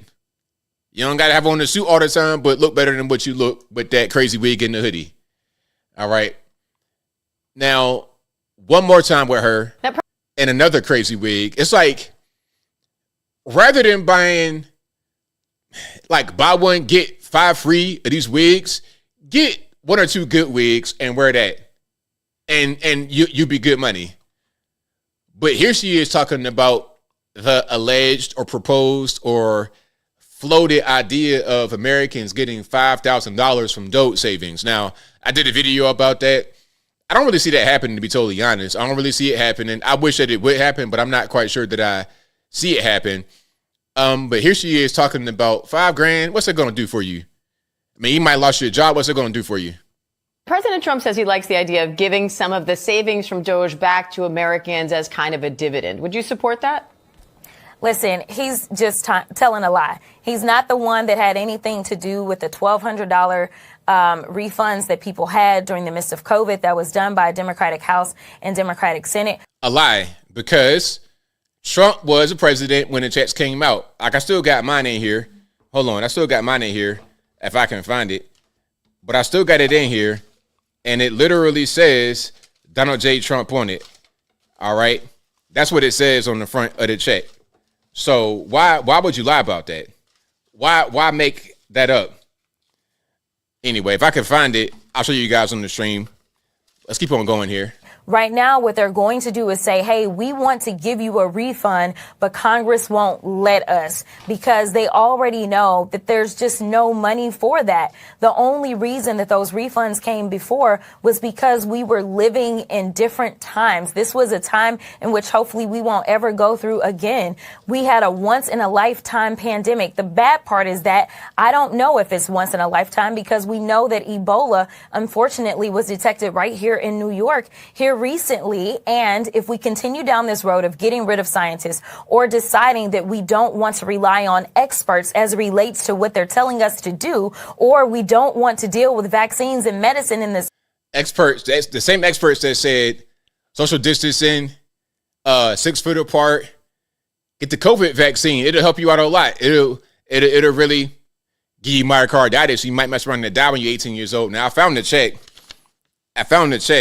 And you guys might not be able to see it, but on this check, it says economic impact payment, President Donald J. Trump. And what's the date on this check? This check is dated.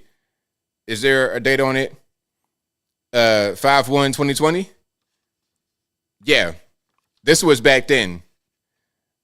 It has Donald Trump's name on it. So why would you lie about that? This country, then we may be facing not only our next pandemic, but our next 2, 3, or 4 pandemics. And no more pandemics. Listen, I'm finished with her. I'll move on away from Jasmine Crockett, but ain't no more pandemics. The pandemic, the whole idea of a pandemic is just the COVID pandemic was fake. It was a scamdemic. We all know that. Plandemic, scamdemic. That was a great reset right there, COVID. They're talking about we got swine flu, we got the new COVID. It's all BS. It's all BS. Listen, I never get any kind of vaccination at all. I never had a flu shot. I never had a COVID shot ever in my adult life, ever. The last time they didn't shot any kind of vaccination in my hind parts might have been when I was in middle school, something like this, the childhood vaccinations. And aside from that, and really, when they were doing that, I was apprehensive as a little kid. Do I want that in my body? I don't really know. I was trying to fight it back then. So why would I, as a grown person, do it? Listen, it was the flu. Yes, the flu can kill you. Every year it does. Same way COVID does, because it's the flu. That's what it is. If you got comorbidities, if you're elderly, you're at risk. The same as anything else. You're at risk for all kinds of diseases if you have diabetes, if you weigh 1,000 pounds, if you're an older person. If you're an older person, listen, if you're 15 years old, listen, okay, put it to you like this. Let's just talk about it just for what it is. Okay, when I was a little kid, I would roll down the stairs for fun. Like, I would fall down the stairs for fun. When I was in middle school, I would be running down the stairs. So my middle school class, in 7th and 8th grade, we had stairs, and that's how you got to your class. I'm on the 3rd floor. So when the bell ring and you got to get on the bus, I'm running down the stairs. And sometimes I would just fall down some steps for fun. Like, that's what I would do when I was like 12, 13 years old. I would fall down steps for fun. I'm tough. I'm good. I ain't going to, I'll be all right. Now, if I do that when I'm 85 years old, I might die. But if I'm 12 years old, I'm good. 85 years old, I might die. I get COVID-19, 12 years old, I'll be all right. 85 years old, I might die. You see how that works? But they told you, hey, you're all at risk as if you're 85 years old and as if you're bedridden and 1,000 pounds. That was a lie. The experts told us a bold-faced, obvious lie that I knew was a lie from the very beginning. So why would I trust them? And who are the experts? Tony Fauci? Anthony Fauci? I'm getting triggered, but I digress. If you like what you're hearing so far, please give the video a thumbs up. Like the video, share the video, do all that good stuff. That'll help me out tremendously. Yeah, that was fun though, falling down the stairs. I would do that when I was little too. When I was real little, like probably about 3 or 4 years old, I would roll from the top of the stairs down to the bottom.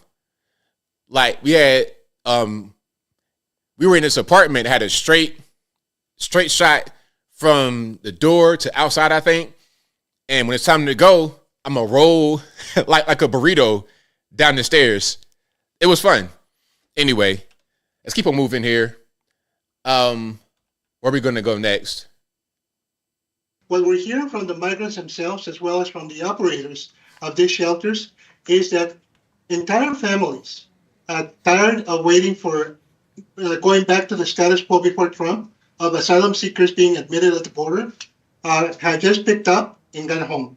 What we're hearing from the There we go. So look, the migrants, they understand that there's a new boss in town, and what they could do before, the whole asylum, all that kind of weird stuff, is not working anymore. So guess what? They're all going home, packing up voluntarily, going home. Self-deportation. You got to love it. They said we had to get a comprehensive border bill, a bipartisan border bill. Why do we need a border bill? Ain't no need for that. When Trump was in office, we did not have a migrant crisis. As soon as Trump leaves, all of a sudden we got a migrant crisis. They let in 20 million people.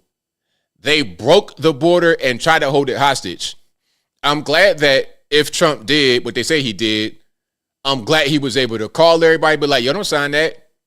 Don't sign that bill because we're not going to need it. I'm about to win.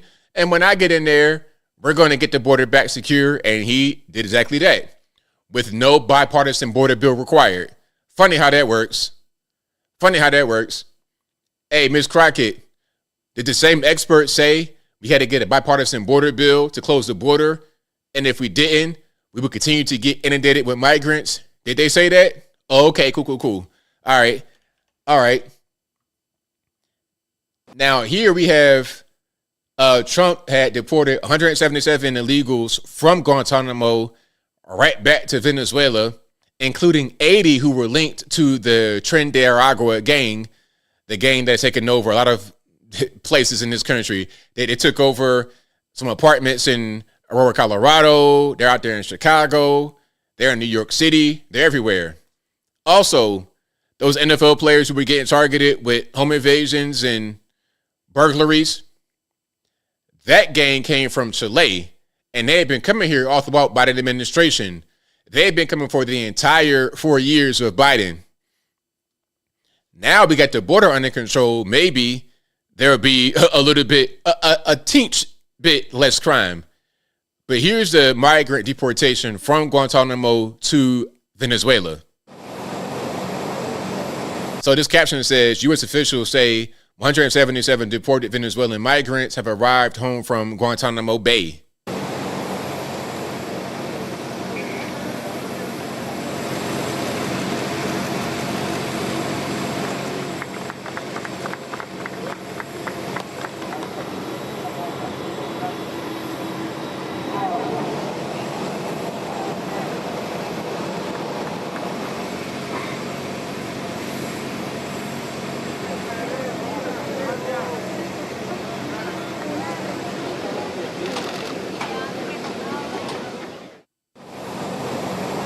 So there we go.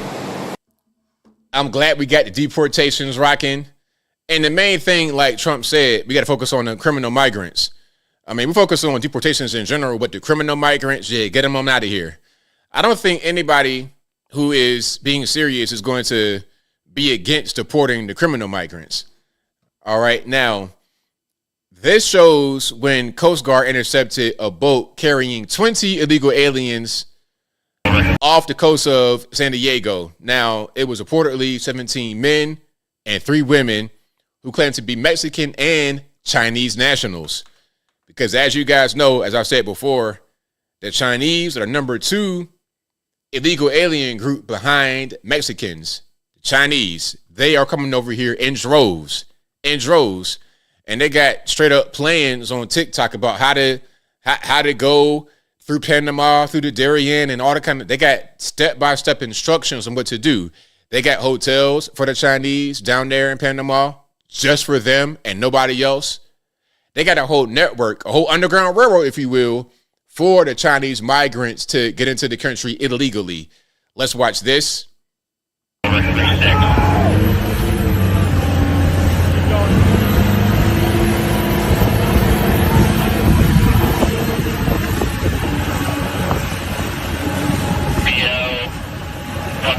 The first person inside the tarp is going to be the master. They just climbed underneath.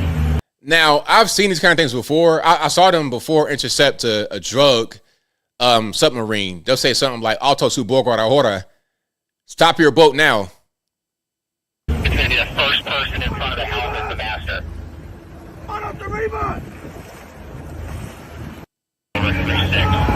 All right, so there we go. There we go. Shout out to them. It's like a regular old boat. But they said they found 20 people in that. That's crazy. So there's probably more up under the surface. Like how they do in trucks. You might just see a truck with 2 people on the inside in the cabin. You might have 5 in the cabin. But in the bed, it'll be more up under the bed. Okay, they'll raise the bed up and then they'll put people in there like sardines, pack them in there. So yeah, shout out to the Coast Guard out there. You boys doing a great job. You know what? If I could change, if I could have done something different, I probably would join the military when I was younger. If I could have done something different, probably the reason why I didn't go to the military when I was younger is because we just had 9/11. Listen, 9/11 happened in 2001. I graduated 2002.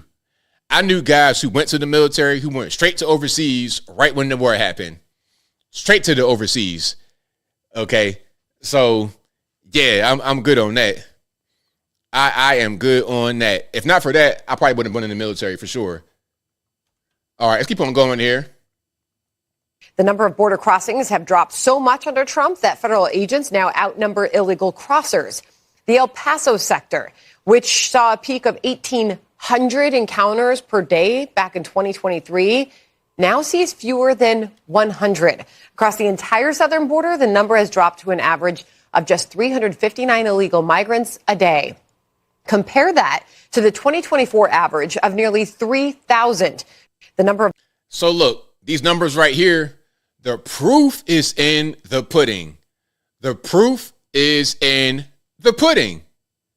This is what an election can do. We can get those numbers all the way down to normal levels or even below normal. That's what I like to see. No bipartisan border bill needed. No bipartisan border bill needed. We don't need it. We're good. If you like what you're hearing so far, please give the video a thumbs up. Like the video, share the video, do all that good stuff. That helped me out tremendously. All righty. So we have our Secretary of Homeland Security, Kristi Noem. All right. Kristi Noem looking very pretty in this video. If I do say so myself, I'm going to just say it. I was just going through some of the folks that we've pulled off the streets to deport out of this country because of President Trump's focus on making America safe again. Here we have a guy named Gonzalez, who's been convicted of sodomy of children less than 13 years of age. He has been sentenced to prison, but he is out of our country now, thanks to President Trump. Another guy here who is arrested and has been removed, but he was convicted for possession of distributing child porn.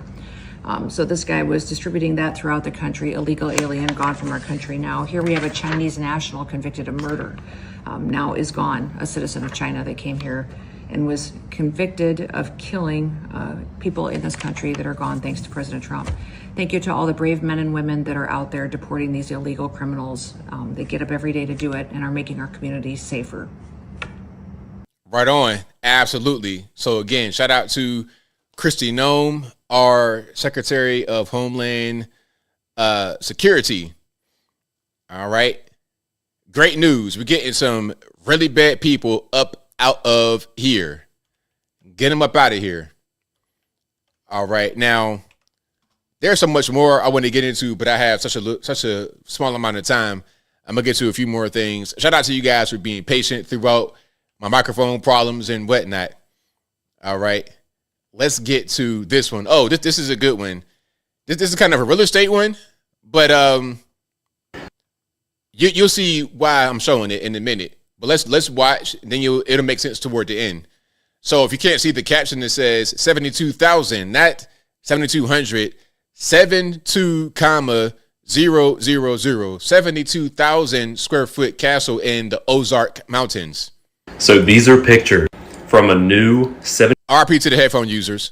72,000 square foot castle in the Ozark Mountains of Missouri. Let's take a look. It's been named Chateau Pensmore. So I know I have mispronounced that. It's 14 beds, 13 baths, 72,215 square feet, sitting on 500 acres. So when this is completed, it will be the fourth largest home in the United States. It was a visionary of Steve Huff. It's a billionaire defense intelligence entrepreneur who previously worked for the CIA. Huh? A CIA? Hold on. The visionary is Steve Huff, a billionaire defense intelligence entrepreneur who previously worked for the CIA. Now, do you guys know who Steve Huff is? Did his fortune come from the federales, or did it come from making some kind of invention, some kind of big tech startup? Y'all let me know how Steve Huff got his monies. That's a big house for somebody who worked for the government. Look at these aerial shots. This thing is huge. They've yet to put up the siding. So and this guy has the nerve to have solar panels on top of this. Bro, you have a 72,000 square foot castle and you got solar panels on top. So you know what I'm going to do? I'm going to be completely just anti-green. Take up a huge carbon footprint, listen, the maintenance on that amount of gas you're going to burn from lawnmowers, bro, the gas you're going to burn from lawnmowers alone will be more fuel than any home will consume in a year. So what are we talking? Solar panels? Concrete home is designed to last 2,000 years. It can withstand earthquakes, bomb blasts, and even a direct hit from an F5 tornado. Oh, that's a good point. Somebody said it's off grid. But you need a house that's that big to be off the grid. If it's me and I want to be off grid, I'm gonna have a bunker that's off grid.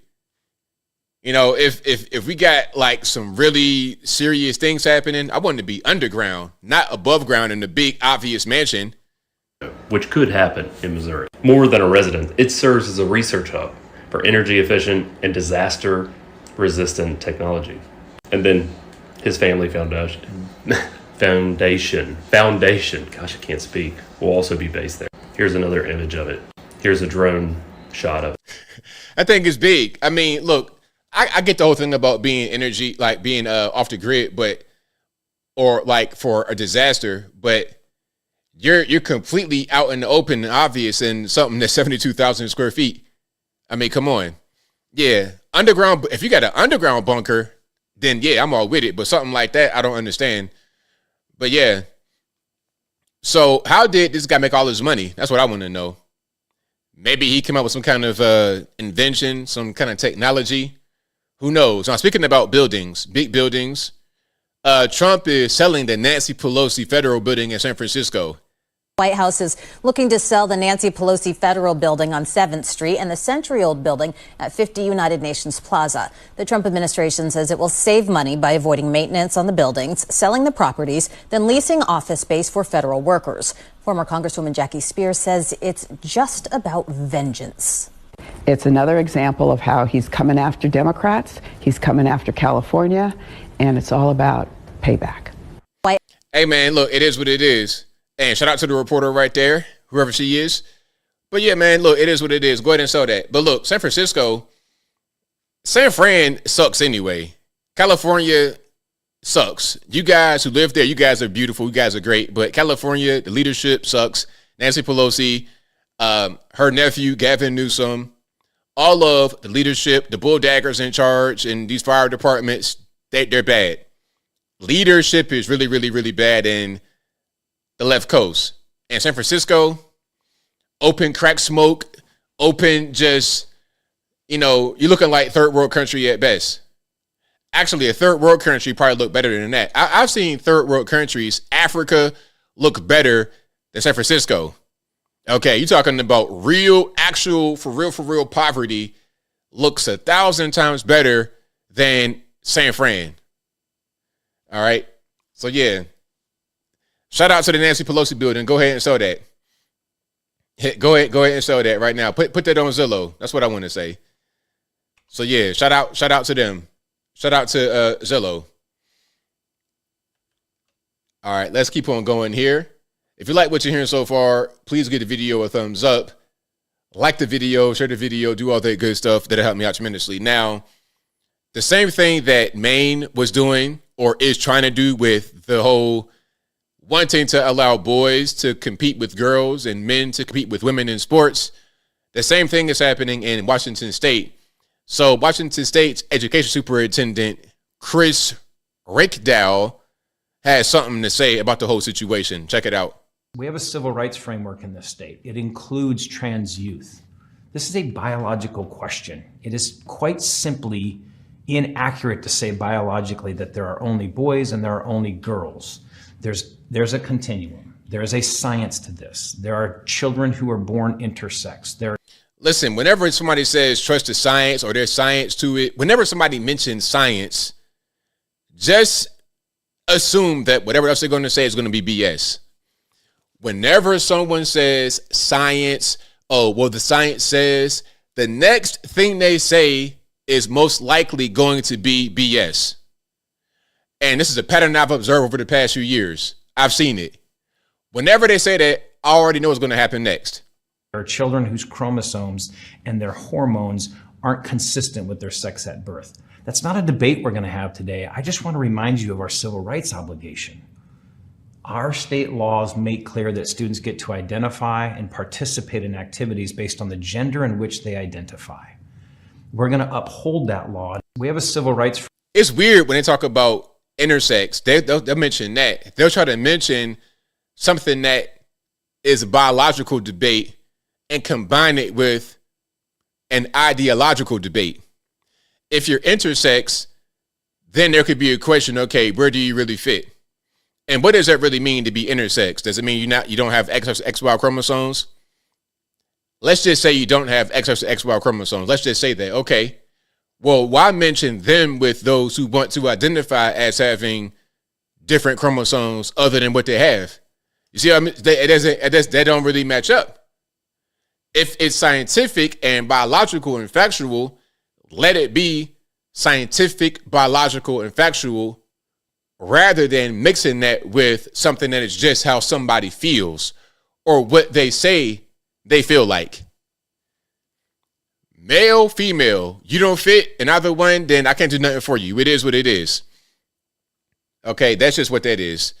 But yeah, this guy's from Washington State. So shout out to you guys out there. I think we had one more for him. Next, we got an order recently that said they're going to take federal dollars. The U.S. Department of Education will withhold federal funds from our state if we don't eliminate and wipe out all things diversity, equity, and inclusion.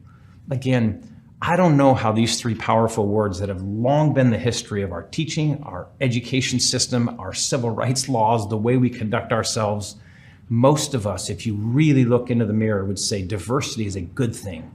Equity is an important way we live our lives to create more opportunity, and inclusion is where it starts. You got to give people an opportunity to be at the table. So our laws in this state, both federal law, state law, as well as some of the interpretation of that law through the courts, makes it really clear that both public and private sector organizations can lean into DEI.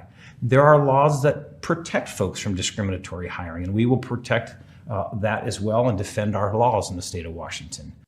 But see, look, DEI is not a long-standing thing in any place because it's recent. DEI specifically as a program, as something that is being done in the workplace, in education, wherever it is, that came about after George Floyd in 2020.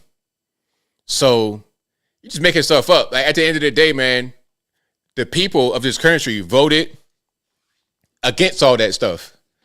We voted against it. That's what happened. So if you guys are still on that, you got to stop. And if you want to keep doing it, okay, but you can't get any federal money. We, the people, voted for Trump, and we want him to do those things on the federal level. All right? So you could be independent of the federal government to a certain extent. I'm not saying succeed from the government, which that might not necessarily be a bad thing, but you could be independent to a certain extent. Don't take federal dollars. Don't take federal monies. It's just that simple. Do what you want to do on your own and fund it yourself. That'd be what I say. All right. Now, shout out to Kash Patel. Place your hand. He has been sworn in as the FBI director, and I cannot wait for him to really get rocking, really get rolling. And on the Gita and raise. So his hands on the Bhagavad Gita. That's the Hindu Bible, basically. So shout out to Kash. Place your hand on the Gita and raise your right hand.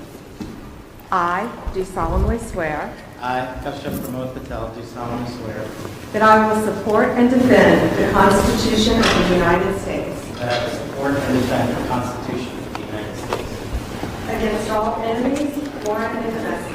against all enemies, foreign and domestic. That I will bear true faith and allegiance to the same. That I will bear true faith and allegiance to the same. That I take this obligation freely. That I take this obligation freely. Without any mental reservation or purpose of evasion. Without any mental reservation or purpose of evasion. And that I will well and faithfully. And that I will well and faithfully. Discharge the duties of the office on which I am about to enter. Discharge the duties of the office of which I am about to enter. So help me God. So help me God. So you guys are asking, what was his hand on? It's on the Bhagavad Gita, which is the Hindu Bible. All right, that's what he had his hand on right there. So shout out to Kash for becoming the FBI director. I can't wait until he really gets rocking and really gets rolling in the government. Oh man, that's going to be good. That is going to be fantastic. I can't wait. Shout out again to Kash Patel. Now, I got a little bit of his talk here after he got sworn in. Is equally as important. Anyone that wishes to do harm to our way of life and our citizens here or abroad will face the full wrath of the Department of Justice and the Federal Bureau of Investigation. And if you seek to hide in any corner of this country or any corner of this planet, we will put on the world's largest manhunt and we will find you and we will decide your end state, not you. We will uphold the Constitution. We will uphold ourselves to the Constitution. Our national security mission is equally as important. So there we go. So shout out to him. Do I have more from Kash? Anyway, here's an FBI here's a podcast appearance and an FBI appearance. Podcast appearance. The other thing that I put in the book that I recommended the boss to do hits on this. We need a 24/7 declassification office. Yes. Rolling papers out 24/7. And not just like JFK and not just 9/11. You're talking to the guy that's read the whole 9/11 report and those 7 pages that people talk about. But I believe, as like the guy who's an intel guy who believes wholeheartedly in the classified system of information, I believe that it has been over-abused by these corrupt officials in government to hide the truth and enact more corrupt activities. So what I told the boss was like, I don't care what you call it, truth and reconciliation, whatever, come up with a better name. But every agency and department literally submits all of their documentation. And I believe you could get half out. Half. I still think the other half needs to remain classified. I'll always argue that it does serve a purpose. But like you're seeing in these documents in the Jack Smith case, they're just redacting stuff that they lied about, that they broke the law. Mm-hmm. I mean, it's used to protect themselves. And it's a public document in a federal court, which is a document for the people of the United States. And we can have you run that office. You can come in and just be like, hey, I want all the Saudi documents. I'll gladly do that. I'd be so happy. Yeah, so Luke will be the press secretary for the Libertarian Party. The declassifying the documenter. Viceroy of declassification. Absolutely. I like that. There you go. I'm in. You got. Where do I sign up? Yeah. But I think that's how you earn the respect. Like you said, Donald Trump started talking about these things. Then we started putting these documents out there. And remember when I ran Russiagate, right? They came after me and said, if you put out the Nunes memo and you put this out that you wrote, our enemies and our allies are going to get murdered. No one died. Exactly. You know, they say stuff like that to scare you from putting it out there, because if you put certain things out there, people are going to get in trouble. And they don't want to get themselves in trouble. They want to keep everything smooth the way it has been, at least in their world. But yeah, again, shout out to Kash Patel for becoming the FBI director. I'm excited for what is to come in the future. All right. Do I have more here? I think I might have more. We got to get to the calls and whatnot in a minute. I know time's a ticking. Oh, I got to show you guys this. This is the whole kerfuffle with the fire chief out there in California. So, fire captain, pardon me, the fire captain. So this woman is a California fire chief. She served Riverside County. What's that, like Inland Empire, right? Not LA County, Riverside County. I think she may have helped with the wildfire up there in LA, but she did not serve in LA. She's not part of LAFD. She's not the bulldaggers over there. Now, she was a firefighter, was a captain, and she was killed in her home. Now, some people on the internet said that, Trump was talking about DEI, and that's the reason why she's dead. No, that ain't the reason. The reason is because her wife allegedly killed her, and her wife has already been to prison for killing somebody else, her ex-husband. Let's watch some of this here. Good evening, everyone. Thanks for joining us. I'm Pat Harvey, and we begin tonight with a manhunt going on all across Southern California. Police are looking for a woman who they say killed a veteran Inland Empire fire captain. And that woman, police say, is the fire captain's wife. And KCAL News political reporter Tom Waite joins us now. Tom, what do we know about all of this? Gosh, Pat, it's just so many disturbing details as we learn more about this story right now. Mike Rogers also digging so much into this as well. Temecula Fire Captain Rebecca Marodi was found stabbed to death in her home Monday night. Investigators say the person who killed her was her wife, and tonight she is on the loose. Temecula Cal Fire Captain Rebecca Marodi, all smiles on Valentine's Day, her wife posting the photo with the caption, "She is an angel." Just days after this post on Monday night, Captain Marodi would be found stabbed to death at her home in northern San Diego County. Now, I'll pause it right there because of time, but that's the same exact thing that she did to her previous husband. That the same thing, stabbed him. And she did, now I'm reading different numbers. Some sites say she did 9 years in the penitentiary. Some say 14 years in the penitentiary. But at the end of the day, she got convicted of the actual crime. Killed her husband by stabbing him, went to prison, came home, got married again, and stabbed her. Her murder is sending shockwaves through the Inland Empire, where Marodi fought fires for 30 years. Marodi's ex-wife of 7 years, Lilia Flager, kept in contact with Marodi and her family. She spoke to us about the horrific crime. You know, it's of course very shocking. And again, just because a relationship ends, you don't ever want somebody that you once cared for so much to be, to suffer. For this to happen to Becky is just in our home. That was the home that we lived in together. It's so much going on because she had another wife before this wife, and she's speaking in favor of the person that died, and the person that's on the run had a previous husband, killed him, came home, and then killed her. I mean, listen, like I was saying in my video, the highest divorce rates, lesbian relationships. The lowest divorce rates, male on male. Right in the middle is normies. Normies, male-female relationships, marriages, they got the center of the road divorce rate. The lowest is males married to males. The highest is women married to women. And like I said in my video, if you got two women together, it's like cats fighting and nobody there to just calm things down. And unfortunately, it can result in things like this. Now, clearly in this case, the common denominator is the murderous person that had already killed two of their spouses. Hopefully, it's California. They don't just give her a slap on the wrist. Like, don't let her out anymore. Don't let her out. And if she was to get out, maybe tell the public, hey, this person didn't kill somebody. But you know what? If you don't do a Googles on somebody, little Google search on somebody and figure out what's going on, then that's on you. And I think the lady's 53 years old by now? So 53 years old, that's your second murder. You shouldn't come home anymore. You should pretty much just spend your whole life in prison. But you know what I think? I think the lady had already fled to Mexico.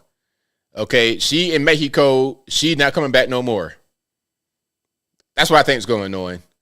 So if she's in Mexico, hopefully they send her back, extradite her, and she can go to prison. But if not, then she's going to be out there and probably won't come back to America anymore. But anyway, if you like what you're hearing so far, please give the video a thumbs up. Like the video, share the video, do all that good stuff that helped me out tremendously. One last thing. Another fire situation, but a different one. Let's go to LA now. Rather than Riverside, San Diego, let's go to LA. Now, Karen Bass, the mayor of Los Angeles, has fired the LAFD police chief, Christian Crowley, probably for this comment right here. Period. Did the city of Los Angeles fail you and your department and our city? It's my job to stand up as a chief and exactly say justifiably what the fire department needs to operate to meet the demands of the community. Did they fail you? That is our job, and I tell you, that's why I'm here. So let's get us what we need so our firefighters can do their jobs. Did they fail you? Yes. There it is. Oh, you want to throw us under the bus? Okay, check it out. Well, we're going to fire you. That's what happened, in my humble opinion. And like I was saying in my video, if Karen Bass wants to fire the fire chief, Christian Crowley, if Karen Bass, the mayor of Los Angeles, wants to fire the fire chief, Christian Crowley, then she should also step down. And then we can get Gavin Newsom and all these other people out of there. Get Nancy Pelosi out of there, Gavin Newsom, that pervert dude, Scott Wiener, if he's still there. Get all of them out of there. Rather than just making her be the scapegoat. Because the issue with LA and that fire is a lot of ball drops. A lot of people didn't do their job. A lot of just incompetence. It ain't just the fire chief. So, scapegoat, find somebody to blame. Okay, I fired her, I did something. Meanwhile, I was in Ghana partying it up while we knew there was going to be a fire because it's fire season and we didn't prepare the forest at all. We just kind of just let stuff happen. Like, all right, we're not going to clear the brush. We're not going to have any water in the reservoir. We're going to have a fire and it's going to be bad. What I'm going to do, rather than waiting for the fire to hit, I'm going to go to Ghana and be having a good old time. Daddy December or whatever y'all got out there, I'm going to be doing that rather than being in Los Angeles for these fires. But I digress. Let's keep on going. We got some super chats to get to. Then we're going to get to some calls. Y'all know the drill with the call. The number to call is 434-658-1220. Again, 434-658-1220. Super chats first. Let me get to these. Shout out to Not a Banned Account, who says Trump's firings are just like the Death Eaters dancing out of Hogwarts after Snape killed Dumbledore. I can't stop crying. How can people like this? Okay, that's a pretty obscure reference, but shout out to you, boss. Thank you to HP Benina's Microphone Fund. Thank you for the Microphone Fund money. Thank you to Ron Henderson, who says, I'm with the ABL Microphone Fund. I appreciate y'all for that. Hopefully, it's not a microphone fund. Hopefully, it's an XLR cable fund. We'll see how that whole thing goes. All right. Where we going? Shout out to Maddie Gukas, FEC, Trains and More, who says, how many this news have to give $20 to get ABL a new mic? Thank you to Boomhauer, who says, new mic, microphone fund. Also, Tiger Woods at the White House. Tiger got that one drop rule right. Hey, you got that one drop rule all right. Thank you to Kaish Poshmans, who says, Mayor Bass fired the chief for no reason. We know the reason. To find somebody to blame, to point the finger, to be a scapegoat. We know the reason why she got fired for sure. That's why. Not necessarily a good reason, but nonetheless a reason. Thank you to Ryan Henderson, who says, real music is the good old music. Love it. Real music is the good old music. Love it. Thank you for the super chat. Definitely appreciate you. Thank you to Kai's Parchments, who says, John Titor says, in 2038, a Unix timeout will occur. All right. Well, let's see what happens with that. That could be catastrophic. Thank you to Ryan Henderson, who says, now that's crowd control. Get those idiots out of there. Thank you to Ryan Henderson, who says, they're trying to weaken the Western Army culture, but Trump is fighting back. God bless America. Thank you to Kaius Poshmans, who says, more worried about nuclear warming than an ice age. Shout out to Stan with Texas, who says, here's $5 for a new microphone. Thank you for that. Thank you to Kaius Poshmans, who says, how about Trump possibly federalizing CCW permits? Not a fan. Because what's going to happen with that is he could federalize it. And my thought process is, okay, then wouldn't the next people be able to come in there and make changes to it on the federal level that we don't like? So I'm not sure how that's going to really work. Thank you to Ryan Henderson, who says, love Mexico. Call Tom Holman. He'll get you there in a hurry. Thank you to Gabber or Gaber. And I know I did not pronounce that properly. I apologize. Thank you for your super chat. Thank you to Kaius Poshmans, who says, Trump putting women in check since time immemorial. Thank you to Ryan Henderson, who says, we need to put Miss Crockett in a raccoon hat. Something other than that crazy wig, man. I mean, good night. What is that? It's like that wig been in the bottom of your dresser for the past 15 years. Thank you to Bobcat MIT, who says, that jack cost me my right eyesight. Never again. It's crazy, man. I'm glad you're still here with us, though. Thank you to Kelly K for becoming a supporter. Thank you to Ryan Henderson, who says, I am at risk driving in Atlanta for sure. Thank you to Without a Reason, who says, Jasmine Crockett's child hoodie is part of her clapback collection merchandise, inspired by her viral exchange with Nancy Mace. Site goes to Act Blue. No way. Wait a minute. Wait. Hold on. Rebel Without a Reason. I'm gonna check this right now, because I think you're correct.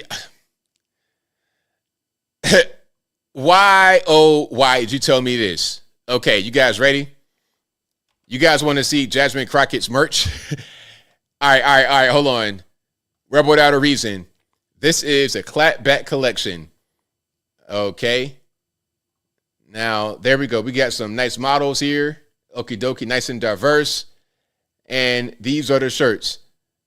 And the shirts say, bleach, blonde, bad, built, butch body. Signed, Jasmine Crockett. And it's just words on the black t-shirt. That's part of her thing. Okay? And then, it's merch. Oh, okay, I get it. It's merch. Now, look, check this out. Check this out. Okay, you want to buy it right here. Look, it says, all right, hold on. We don't want to get through all of this. I just want to show you the bottom here. So you can donate more if you want. And look, have an Act Blue Express account.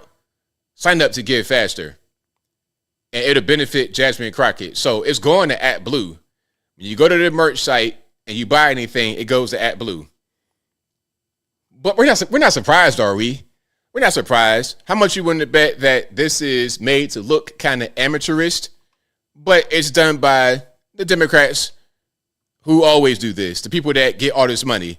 Like, this website is made to look like it's amateur, but it's not at all. These are professional people behind this, and AdBlue is all over this. That's all that this is right here. All right, just a political thing. That's why this is what I'm talking about. She comes off like she's fake. The way this website is made to look kind of janky, although it's not, is the same way that she comes off looking like some kind of hood rat that has no education, but is really a highly educated person. It's fake. It's just like Hollywood. Anyway, I'm getting triggered. Thank you to, and that was a good catch, Rebel Without a Reason. Thank you for that, man. Thank you to Michael Guess, who says, COVID shots are like the flu shots. They only prevent a person from catching it. It does not prevent a person from spreading it. Pure blood here. Well, I don't know if it does that. I think that it just reduces your hospitalization, allegedly. But if you get myocarditis rather than the flu, you still went to the hospital, so it didn't even really work. Thank you to Michael Guest, who says, good riddance to the deported illegals. Right on. Thank you to Ryan Henderson, who says, the real G-Man is back in effect. Cash Patel, FBI, go. Thank you to Kairos Posthumous, who says, ABL, open the bar and grill and play content on TV. Thank you to Salty C, who says, our country was founded on religious freedoms, primarily on Christian values, but not all founders were Christians. Thank you to Elijah Jean, who says, keep being a warrior. Heart emoji from Canada. Shout out to you, Elijah Jean. Thank you for joining. It's been a while. I ain't seen you in a minute. Thank you to Kelly K, who says, for you white man's wig, I mean XLR fund. There we go. Thank you for that. I appreciate you, Kelly K. Let's keep on rocking. Let's go to the calls. The number to call is 434. That is right there in the chat. Thank you, Sheree, for the number in the chat. 434-658-1220. Again, 434-658-1220. There's also an email for Skype in the description. You could be right here in the bottom left-hand corner of the screen talking about whatever, as long as it ain't nothing too crazy. All righty. Again, 434-658-1220.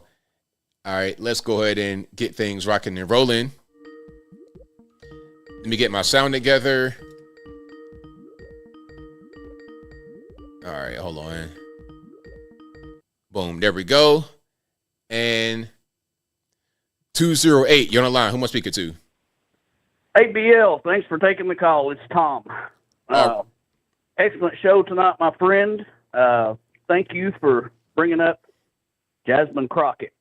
I just wanted to tell you, one of the reasons I watch your show, ABL, is because I don't get triggered when I watch you. I watch you get triggered, and it saves me having to go through it. So thank you for that. But I did get a little bit triggered tonight, I got to tell you, with this Crockett and stimulus. You know, I didn't think it was anybody as brain challenged as AOC, but I'm starting to believe Crockett is. So they keep referring to this money that's coming back. All the Democrats are going all to pieces about it, but, you know, that's our money. It's not a stimulus check like for COVID to help people out. That's actually our money. And why they're raising so much cane about that, I can't wrap my head around it. And, you know, everything that Trump does, it's, he's coming at us sideways. It's retribution. Well, just speaking for me, as one red-blooded, red, white, and blue patriot American, I want some retribution. We suffered for 4 years, and they almost killed our president. So I'm ready for some retribution, some legal retribution. Right on. I don't mean that in a bad way, but one more thing, and I'll let you go. ABL, I did check out on the insulin that, you know, that whatever that was talking on there. So here's some facts. In 2015, under the Obama administration, one vial, not five, one vial was $223. Under Trump, got it down to $98. And then Trump is the one that made the deal with pharmaceuticals companies that starting in 2021, it went down to $35 a vial or $55 for a month's supply. So it might have went into effect under Biden, but Biden didn't have anything to do with that. So you can look it up. I did, and that's just the facts. I just wanted to share that with you. Right on, man. Well, thank you for your call. Definitely appreciate you. You got it, ABL. Keep up the good work, man. Bye-bye. Well, there we go. We got some facts. We got some facts coming in. I knew that the whole C-SPAN call was not really on the mark. I knew that just from hearing it. The guy on the C-SPAN call sounded like he was lying. So that right there is the truth. I'm glad we got some smart people calling the show. Let's keep on rocking and rolling. Who am I speaking to? 617 on the line. Hey, ABL, it's Jenna in West Virginia.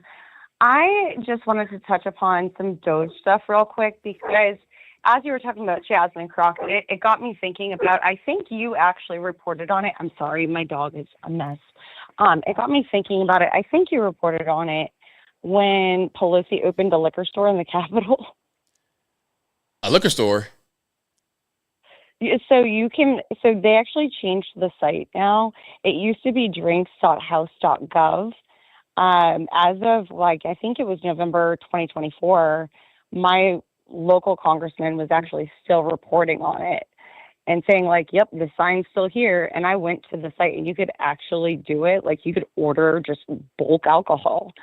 And I ended up finding something that went out to, who was it? The chief administrative officer or something like that sent out a memo, and it was so enthusiastic. It was notice all house staff buy your favorite drinks in bulk with an exclamation point. And they pay for these with their MRAs, which is basically taxpayer funded allowances, essentially.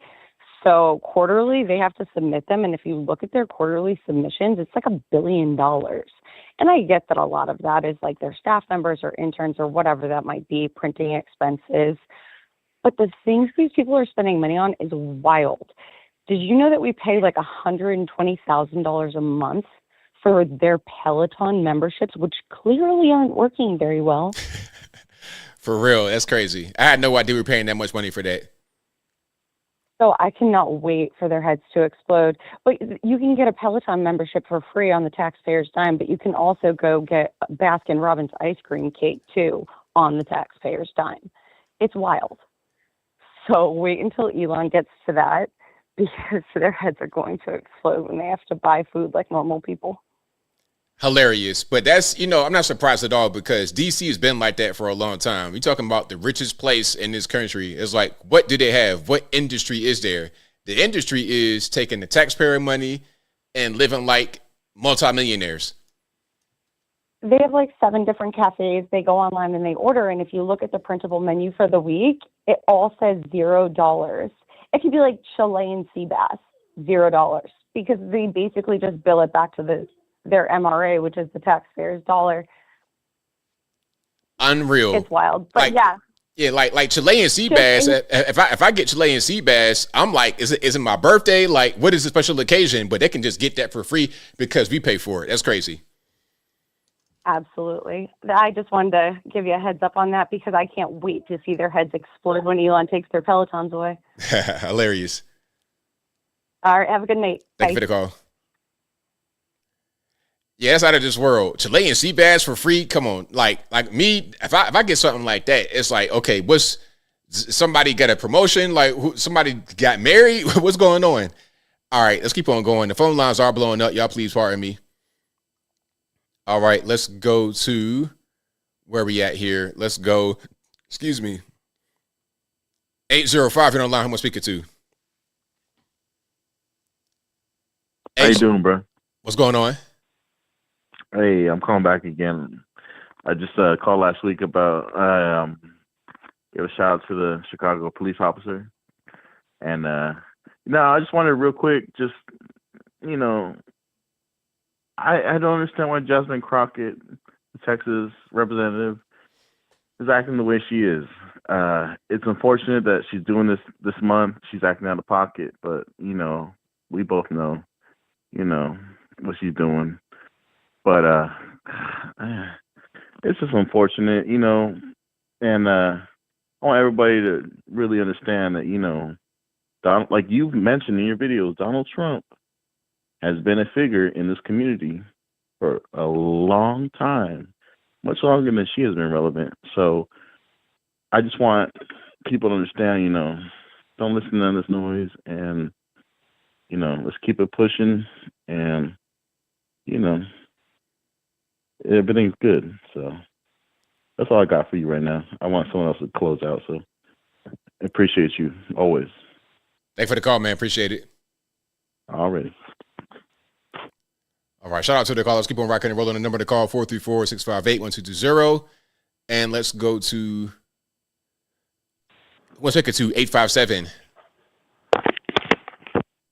All right. 857 got a little nervous, hung up. I don't know what happened. Let's go. All right. Hold on. 310. You don't lie. Who am I speaking to? This is Ron from Georgia, ABL. How you doing, sir? I'm doing well. About yourself? Oh, I'm better this week, man. I was in a lot of pain last week. but yeah, man, it's another great week for America. I was able to look at what's going on in Venezuela, the jail system over there. They got a pretty good program. I think that'll be really cost effective for us to send our criminals over there too. There ain't no time to be bulking up on these weights. They got to work. And they got to get their mind right when they're in there too. They got to study. They got to do a whole lot of things. They got different levels of detention. And the thing about it that their prison system is really working. We need to adopt what they got going over there. We really do. The things I saw, looking at that, I think that's a pretty good system they got going over there. And if it costs too much for us to do it over here in America, no problem. We ship our convicts over their area and pay them to keep them in their prisons. At least we know that they won't be running the streets, because unfortunately, liberal DAs and the judges who let these people get out, to wreak havoc on our streets. Oh yeah, these people will be there and spending their time. That's the problem with our judicial system right now, is that there is no accountability. None. These people go ahead and do their dirt, and they right back out again. But when they get held accountable, then they get their mind right. That's the same thing that's going on in the government right now. That's what DOGE is doing, holding these people accountable. You throw our money away, guess what? You're out the door. And like I said, I don't have no sympathy for these people doing that. I mean, they got an education. They could go ahead and get another job. They could get a job just like they told us to go ahead and learn coding. Guess what? They can learn plumbing. They can learn HVAC. They can learn to do some real work out there instead of sitting there, looking at KP. They don't need to be doing that stuff. You know what I'm saying? They need to be getting over there and getting to work. We need to get our money back. We need to continue to save our money, and this is what's going to help our country. Once we go ahead and get all this here fat and waste out of the country, like I said, all these, you notice that when they were doing these protests, you don't see so many manufactured signs now. They got these crayon signs now. You see what I'm saying? Because we're drying up that money. All that backdoor money is going over there. That's what I noticed. I noticed that for sure. I said, oh, look at that. They're not having those manufactured signs out there no more. You notice that? I have. Have you noticed that? Yeah, man. That's what I noticed for sure. So man, I tell you, things are changing. And the thing about it is this: is that people's minds are changing, and people are standing up for the right. And the thing about it that that evil don't want no right. And that's why they're so loud and vocal. But you know what? They just loud. They loud. It's not. They really don't have the numbers in the party. The same thing about with the president Black History Gala. You know what I'm saying? We had people that was there who wanted to be there, not those who were paid to be there, like the way they do with Megan Stallion and everything like that to come to some place. They got to pay them to come and see these people. These people want to be there because they love our country and they love what Black Americans have done in this here country. And that's the thing about it. Even President Trump is trying to have the Garden of Fame, the Great Americans. Man, that's a great cause, and people need to be recognized. We're all Americans here. We all put things, made this country great. Even in our worst of times, it was still the best of times, because guess what? We was able to go through it, come through it, to get to where we at right now. And you know what? That's what we are doing today. You know, I love our country. I love what's going on right now. I pray to God that President Trump get everything his vision for our country. I hope we all line up with his vision for our country. And the people that love our country, we will come out greater than this. You know what I'm saying? And people who hate our country, they just going to just be bitter. But like I said, just like you say, my brother, you know what? I'm going to keep on drinking those liberal tears. It tastes fine as wine. I love it. I love it. I love you, brother. And you know, God bless everybody in the chat, Sheree and the whole ABL squad. God bless you all. God bless America. God bless you, my brother. You stay up, okay? Right on, will do. Thank you for your call. All right then, brother. All right, always a great call. Shout out to you guys again for being here. The phone lines are blowing up. The number to call, 434-658-1220. Let's go to, wow, these phones are really going crazy right now. Let's go 541. You're on the line. Who am I speaking to? Yeah, it's Nick. All righty, what's going on? Yeah, it's good to hear from you. We're both class of 02. Oh, right on, man. Good class. Yeah. I graduated, though I did join the military. Now, okay, so I got a question. Did you get sent out? Eventually, but not right away. It took me a long time. Oh, okay. Yeah. Yeah, I was surprising to hear, though. That was the reason I joined. Yeah. I was a little upset it took me so long, but that's fine. I was more happy to the taxpayers, you know, because they're the ones that really supported everything. Right, of course. Yeah, it's good to hear from you. I've been listening for a while, and it's just good to hear your perspective on everything. I don't always agree, but appreciate it.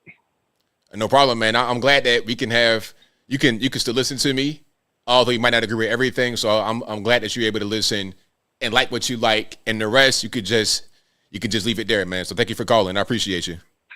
Yeah, have a good one. All right, shout out to the caller. Yeah, man. I know some guys that did join because 9/11. They got a sense of patriotism. They wanted to protect the country. Hey, and if you did that, man, look, I believe you, man. Shout out to you, man. You're definitely better than I am in that sense. I wasn't trying to go because I already knew if I was to sign up, they were going to just. I already felt it. I wasn't trying to get shipped. Not in that moment. Let's go 315. You're on the line. Who am I speaking to? Hey, ABL, it's Troy from upstate New York. How you doing, bud? I'm doing well, man. How about yourself? Pretty good. I can't believe I'm doing this, but I'm going to read a poem for you real quick that I wrote. Is that cool? Go for it. All right. To whom it may concern, we should all have woke up to learn. You can now not work and have plenty of money to burn. To all the people that said, F that, I'm not taking any money from the government. I'm going to work hard and pour this cement to lay down solid ground and help all the people around. To stand tall, head up high and feel proud. To say I'm American, chest out, screaming loud. But instead, the ones with no love for America had a different bag.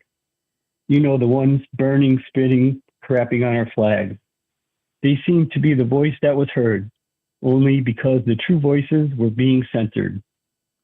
Thank you, Elon, for buying Twitter. He's a true savior, not a traitor like Benedict Arnold, being hated on by the fake news haters. And to the most amazing President Donald, what you have gone through, like the bullet that went through your ear. Can you hear? That trumps everything. Fight, fight, fight. That's clear. Not only our guiding light, but a clear-cut leader. You can keep standing tall because there's no one taller. From America, thank you. Your face should be on the dollar. Right on, man. Very good. Thank you for sharing that. Yeah, no problem, man. Have a good night, bud. All right, now, same to you. All right. Shout out to the caller getting some poetry tonight. I'm with it. Yeah, definitely. Shout out to you, man. I appreciate that. Let's keep on rocking and rolling here. Let's go to 469. You're the line. Who am I speaking to? Thank you for doing it. Hello? Can you hear me? Yeah, I can hear you. All right. Oh, wow. I'm on line. You're okay, on. So I wanted to ask, I was like, okay, so why are black people, like with Elon Musk, why are black people mad about, when Elon Musk is like saying that with the $5,000, I don't want to put a price on it, but that's what supposedly I heard. Why are they mad if he's trying to give money back in their pockets that they claim to want, and then they get mad? So what's your take on that? Well, I'm not quite sure it's all black people. I say that a lot of black people are vocal about it on social media and television, especially. I think the reason why the vocal ones, are saying anything like a Jasmine Crockett is because they are instructed to hate Elon for whatever he does. Same thing with Trump. It doesn't matter. Trump could get in the tree and save a cat, and they would find a way to say that he did something wrong. So I love it. So that's why. And then that's awesome. So I love that take. And then like with the trans women, how like they're so mad that Trump has said like there was two genders, and they're so mad. But it's like, oh, we want to respect everybody's rights, but it's infiltrating women's rights because what are you doing? Like if somebody that's pretending to be they're a man and they pretend to be a woman and they go in the restroom, what are we supposed to do? Like they're stronger than that. Yeah, exactly. But see, some of these people, they are also trained to support the LGBT no matter what, even when it doesn't make any sense, even when it violates others' rights, they're going to support them no matter what. And some people think that these so-called trans women are actually women. They really actually believe that. Like the young people, especially some of them, they've been raised from the time they've been little kids. They're indoctrinated. Yeah, they think that's ridiculous. Exactly. But we understand the reality that they don't understand, which is obviously there's no way, form or fashion, that a man can become a woman. I don't care what he thinks. I don't care what he feels. I don't care what kind of surgery he gets. At the end of the day, we cannot become women and vice versa. It's just not possible biologically. Exactly. It's not. Exactly. That's what I wanted to say. That was my main two topics. I'm glad you answered. Well, thank you for your call. Definitely appreciate you. I love you. All right. Thank you. Bye. Appreciate you. Bye. All right. Shout out to the caller. Great call. Hey, heart emojis right there. Yeah. But these people that put forward all these crazy ideas, a lot of them are getting paid off too. That's something else. A lot of them are getting a bunch of money. Yeah, Jasmine Crock. Hey, they getting, because you got to think, okay, if somebody's making $175,000 a year as a House rep, how are they worth $10 million? It's not hard to tell. It's pretty steep. It's easy to follow the money. Really easy to follow the money. Let's keep on rocking and rolling. Let's go to 240. You're on line. Who am I speaking to? Hey, ABL, what's up? I've been watching you pretty much all evening, man. Love your program, brother. So listen, I can't hear much of you. I got you turned down, or I'm going to have some feedback. You know what I'm saying? I got you. Go ahead. Right on. So I take care of a person who's disabled, and they are on EBT and stuff like that. And one of the things that I wanted to say was the fact that they want to cut out sweets and stuff, to me, is really not a good idea, because every now and again I can afford to get them like some cake or something for their dessert. That one cake I can split up into like 6 different pieces, and then I got a piece each evening for a little bit of dessert or something. So like maybe they could like switch it to like the homemade stuff, like you make your own cookies or something like that instead of buying the cookies. I don't know. But to completely cut everything out, I don't think it would be a good idea, because for some people that's a good little treat. You know what I'm saying? Now I don't understand what you mean. Like cutting it out as far as what, like food stamps? I'm not sure that I'm following you. Yeah, that's what I mean with the food stamps. Like, because they was talking about cutting out sweets, because a lot of people are abusing it, and they're just buying candy bars and things like that. But for the people who take it serious and who are seriously preparing meals for people, sometimes it's a nice little treat for them to get something sweet. You know what I'm saying? So for some people, they're getting cut out of something that's they didn't deserve, to be honest. Well, I mean, I understand your point, but I think the overall point is if we're trying to actually save money, because that's something else, because a lot of these people, when they get in, like I know most of y'all have gone to the grocery store right around EBT card refresh time, right around the first of the month, okay, and you see the carts completely full of junk.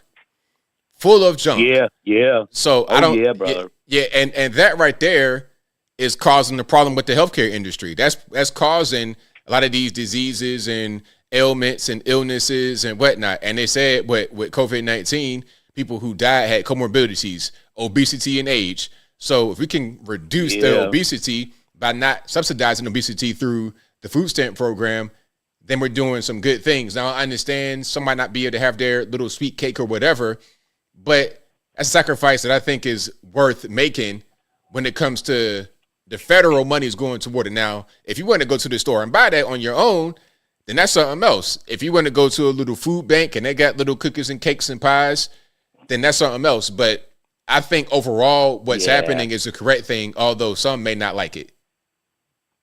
The thing that I'm talking about is like, just buying them like one of those little frozen pies so you can cut for them to have each evening or something like that, because it's hard for you to explain to a mental health patient that they're not going to be able to have their treat anymore and things, so that's just my point. It makes it hard on some of us, but I completely understand because food is absolutely abused and it can be an addiction. Yeah. I mean, I see your point. I really do see your point. So it's unfortunate, but I think overall it'd be worth it, even if there are some inconveniences to some people. Right on. Hey, I want to say God bless you guys. Thank you for giving me some words. Peace out, brother. Thank you for the call, man. Appreciate you. Yep. Yeah, man, I hear where you're coming from. I really do hear where he's coming from. I mean, like, okay, I remember my great-grandfather on dad's side. I was real young when I was probably like 8 or 9, right around that age when he had died. And I remember him being in the hospital. This is like my last memory of him.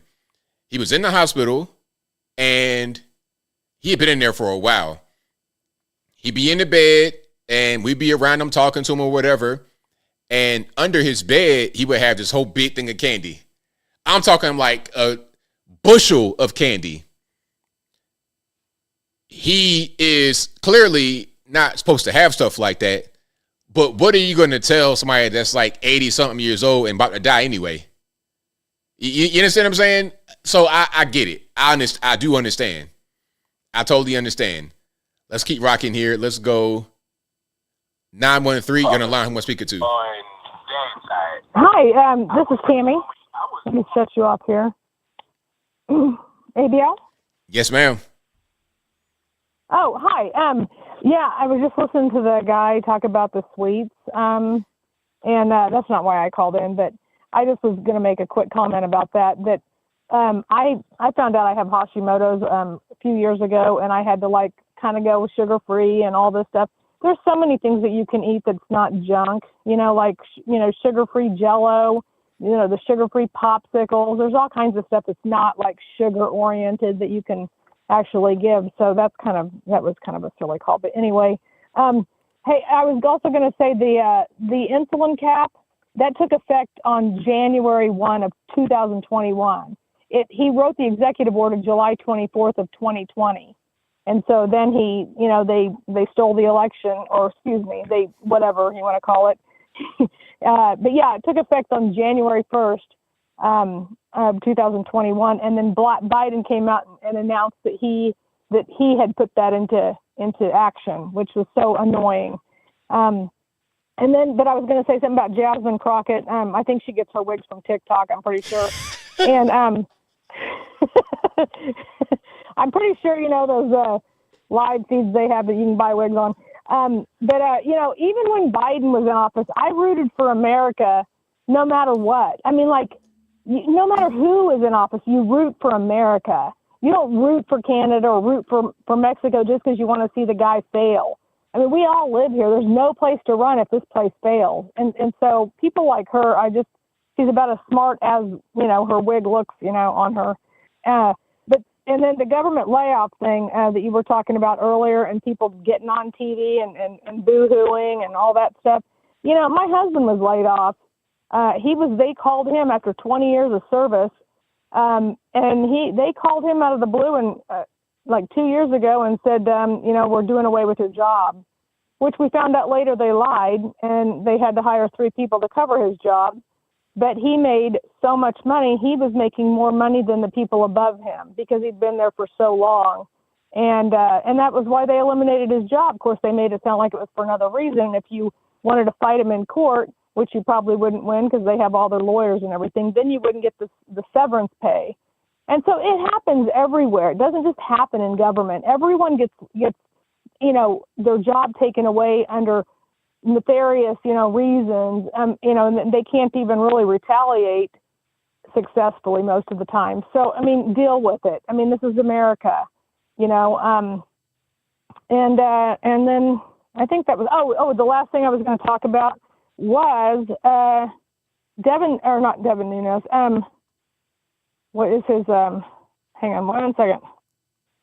Kash Patel. He put out a good text, an X post that said, never forget that Obama made it legal for the media to purposely lie to the American people.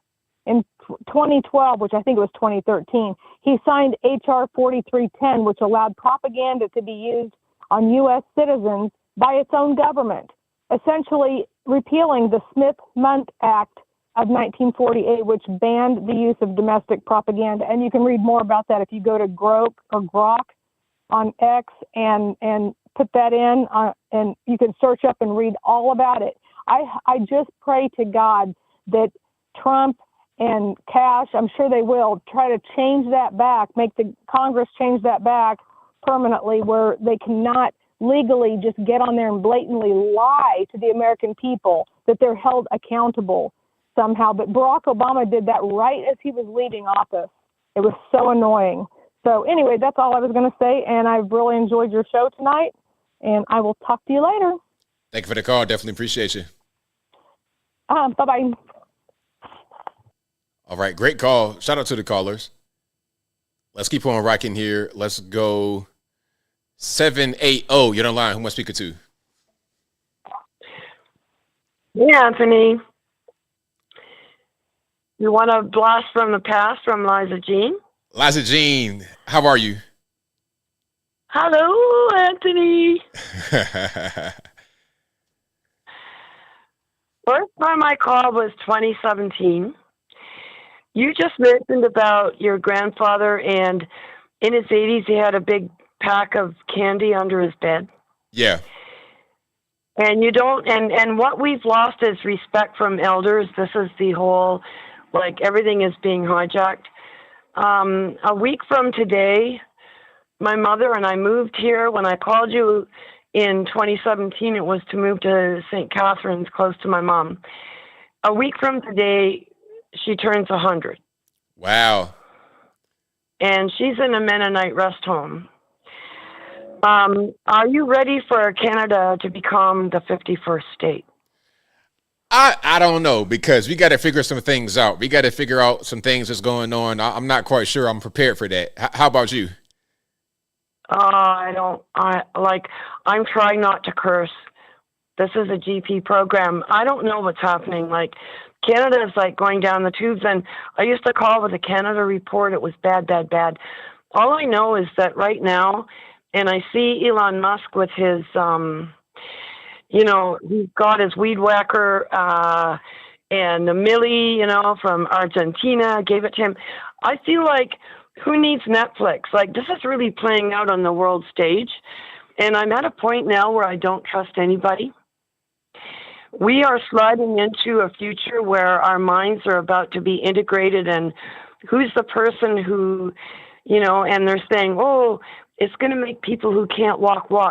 We're on the cusp of some really fascinating stuff. And in my opinion, the people here now are the last people on earth, humans, because we've got the internet, who are going to be connected to the natural way of life. And JFK Jr. is fighting for this. I don't want, I don't want my brain interface, but I'm just enjoying what time I have left with what I know, which feels familiar. And you really, I really mean it. You are a warrior. Thank you for that. I appreciate you. And my mom was taken in tonight to hospital with pneumonia. And the whole family, like from all over the states and everywhere, was going to get together. So, you know, everything is, we're all in flux, and we just need to appreciate every single moment we have and that we're safe right now. Right on. Absolutely. So you need to go to the next caller. Okay. Thank you, Elijah Jean, for calling. I appreciate you. Bye. All right, Elijah Jean, shout out to her. Long-time caller, long-time supporter. Shout out to her. 312, you're the line. Who am I speaking to? Oh, hi. Yes. My name is Ed. Can't believe I got you. So I been watching your show for a while. I was just calling to talk about church plant pastors that we've been having to deal with in the black population. For the most part, what I've been noticing, I had to leave my church the first time Trump got elected, and then I noticed that these, the church plant pastors are manipulating. They talk about how we should fear the leadership, but then also trust in God, which is huge hypocrisy in the Bible. So it's kind of like we see this happening all over the black population, but only certain people, only the real Christians kind of really notice it, kind of see what's going on. And I just wanted to, kind of nervous right now, but yeah, I just wanted to bring that up, how the black people are being manipulated by these pastors who just speak fear. And right now they're following people like Jamal Bryant and Al Sharpton.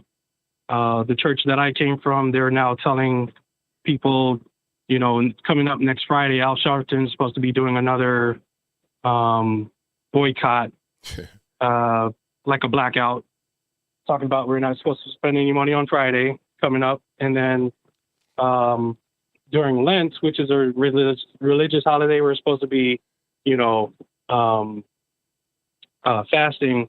Jamal Bryant is now saying that during Lent, we're not going to be spending money. So kind of curious to see how that's going to go, but I'm hoping that the real Christians step out and say what's real and what's supposed to, what we're really supposed to be standing on. So that's about all I got. Thank you for the call, man. Definitely appreciate you. All right, shout out to the caller. But yeah, man, I think the whole thing with to Justice's point about the black pastors, I think at a certain point they are losing their steam. People are going more towards podcasts and people like me to. Let me put it to you this way. Matter of fact, I'm gonna end with that one. Shout out to you guys for calling in. If you couldn't get in tonight, I'm sorry. Don't blame me. Blame the white man because it ain't my fault. Blame the extra law court for not working for a little while. Technical difficulties. But back to the whole thing about the black church. I think people are starting to lose faith in the church. At one point in the community, a little bit of history lesson, my granddad told me that the pastor was the only one who could read in the community. He was the only literate one. So you had to go to the pastor for pretty much everything. You were relying upon the pastor. But now, I mean, we can read. We have supercomputers in the palm of our hand. In the palm of our hand, like when I was a little boy, I was dreaming about this. What if we had a computer in the palm of your hand? What if you could watch TV like in a device? I remember thinking like that when I'm like 6, 7 years old. If you could watch TV in a device, if you could just read all kinds of books, you could just find answers to questions. We have it right here. So my whole point is there's no longer a dependence upon the pastor in the black community. Those days have been gone for a long time. Now, what the church has become now, a lot of the bad churches, I'll put it to you that way. There's still good churches out there. There's still good pastors. I got them in my family. Shout out to you guys. You know you are. There's still good churches. There's still good pastors. But the big ones, the bad ones like Jamal Bryant, New Hope, and stuff like this, they are just there to pander to women and little kids. Men do not go there. I was on the panel with the rapper D1. You guys know what that is. If you into the black church, you know what that is. A Christian rapper, allegedly. This guy's a leftist supporting abortion and everything else. Now, when he's on there, he basically wanted to give a little bit of a sermon, but not quite, like a little sermon snippet. Something he had wrote on the internet dealing with the election and how to deal with it. And what he said was so, can I say gay without being offensive? And what I mean is the thing that he said would not appeal to anybody other than women and children because it was flowery and emotional and soft. If I'm going to get that in church, all I'm going to do is just watch football instead. I'm not going to go to church if I'm getting that message. So men are getting the message that church is no longer for them. Women are starting to see that there's no heterosexual men actually in church. Not in Jamal Bryant's church, so they got to move around and do one or two things. Number one, they leave the church, period, or go to a church where the pastor has a brain in his head. Either way it goes, they're going to have to get away from these pimping pastors like Jamal Bryant. They got to do it, or else all they're going to do is just go to church every day and get pimped on. It's just that simple. So I think I'm starting to see that kind of movement happening right now. As the men are no longer in the church, women got to leave these churches that are designed just to get their money and come to where we are. That's going to be how we escape it. And if that doesn't happen, we're pretty much doomed. And again, not all churches are like this. So what I'm saying is they have to leave the bad churches and go to the good ones, or just stop going and read the word on their own. So yeah, shout out to the caller. That was a good, topic starter right there. But that will be a wrap for me. Shout out to you guys. I appreciate y'all for joining. Thank you for hanging out during technical difficulties and everything else. I'm going to get an XLR cord off of Sweetwater immediately. I'm going to do that right after I get off the stream. Have that thing ready for the Wednesday stream. I might have to go to the Guitar Center and get another one. But it's holding up pretty well. I mean, it's not a bad little cord. I mean, look, it's not a bad little cord. I don't know if I could show it. But this cord, it's all right. I can't show it. But this little braided cord, it's okay. It's been holding up for quite a while. But it might be time to go and let it go. Or to at least get another one for spare. But that'll be a wrap for me. I appreciate y'all for joining. Thank you to everybody that's been watching, retweeting, super chatting, whatever you're doing. I could not do the show without you. Thank you to everybody that's been calling in, doing your thing. And shout out to the mods for keeping the trolls in check. I appreciate y'all as well. Couldn't do it without you. I'll be back live again. Same bat time, same bat place. 8 p.m. Eastern time to right around right now, 11 p.m. Eastern Standard Time.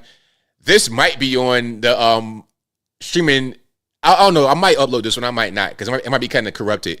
But hopefully I'll be able to salvage the audio and fix it up and put it on the audio streaming platforms. That'll be Google Play, Apple iTunes, Spotify, etc. Link for that will be in the box. Or just go to your favorite audio streaming platform and search ABL Live. I should pop right on up. All righty. And did I get everybody on the super chat? I got a few more to read right quick. Then I wrap it on up, put the bow on top. Thank you to Tony Hay Munkits, who waves at Sheree and Bina and me. Shout out to you, boss. Thank you to Tony Hay Munkits for gifting 5 ABL memberships. Thank you for that. Thank you to Gypsy Queen, who says the White House needs to ban mainstream media in the press room. Allow only ABL. That'd be nice, right? Ban everybody. Just put me in there. Ban everybody. That'd be fantastic. Thank you to Devin, who says, if everyone works for the government, isn't that communism? Oh, that right there was a fantastic point. Hold on, Devin. I'm going to read it one more time, Devin. And thank you for being a member. 50 months. You're amazing.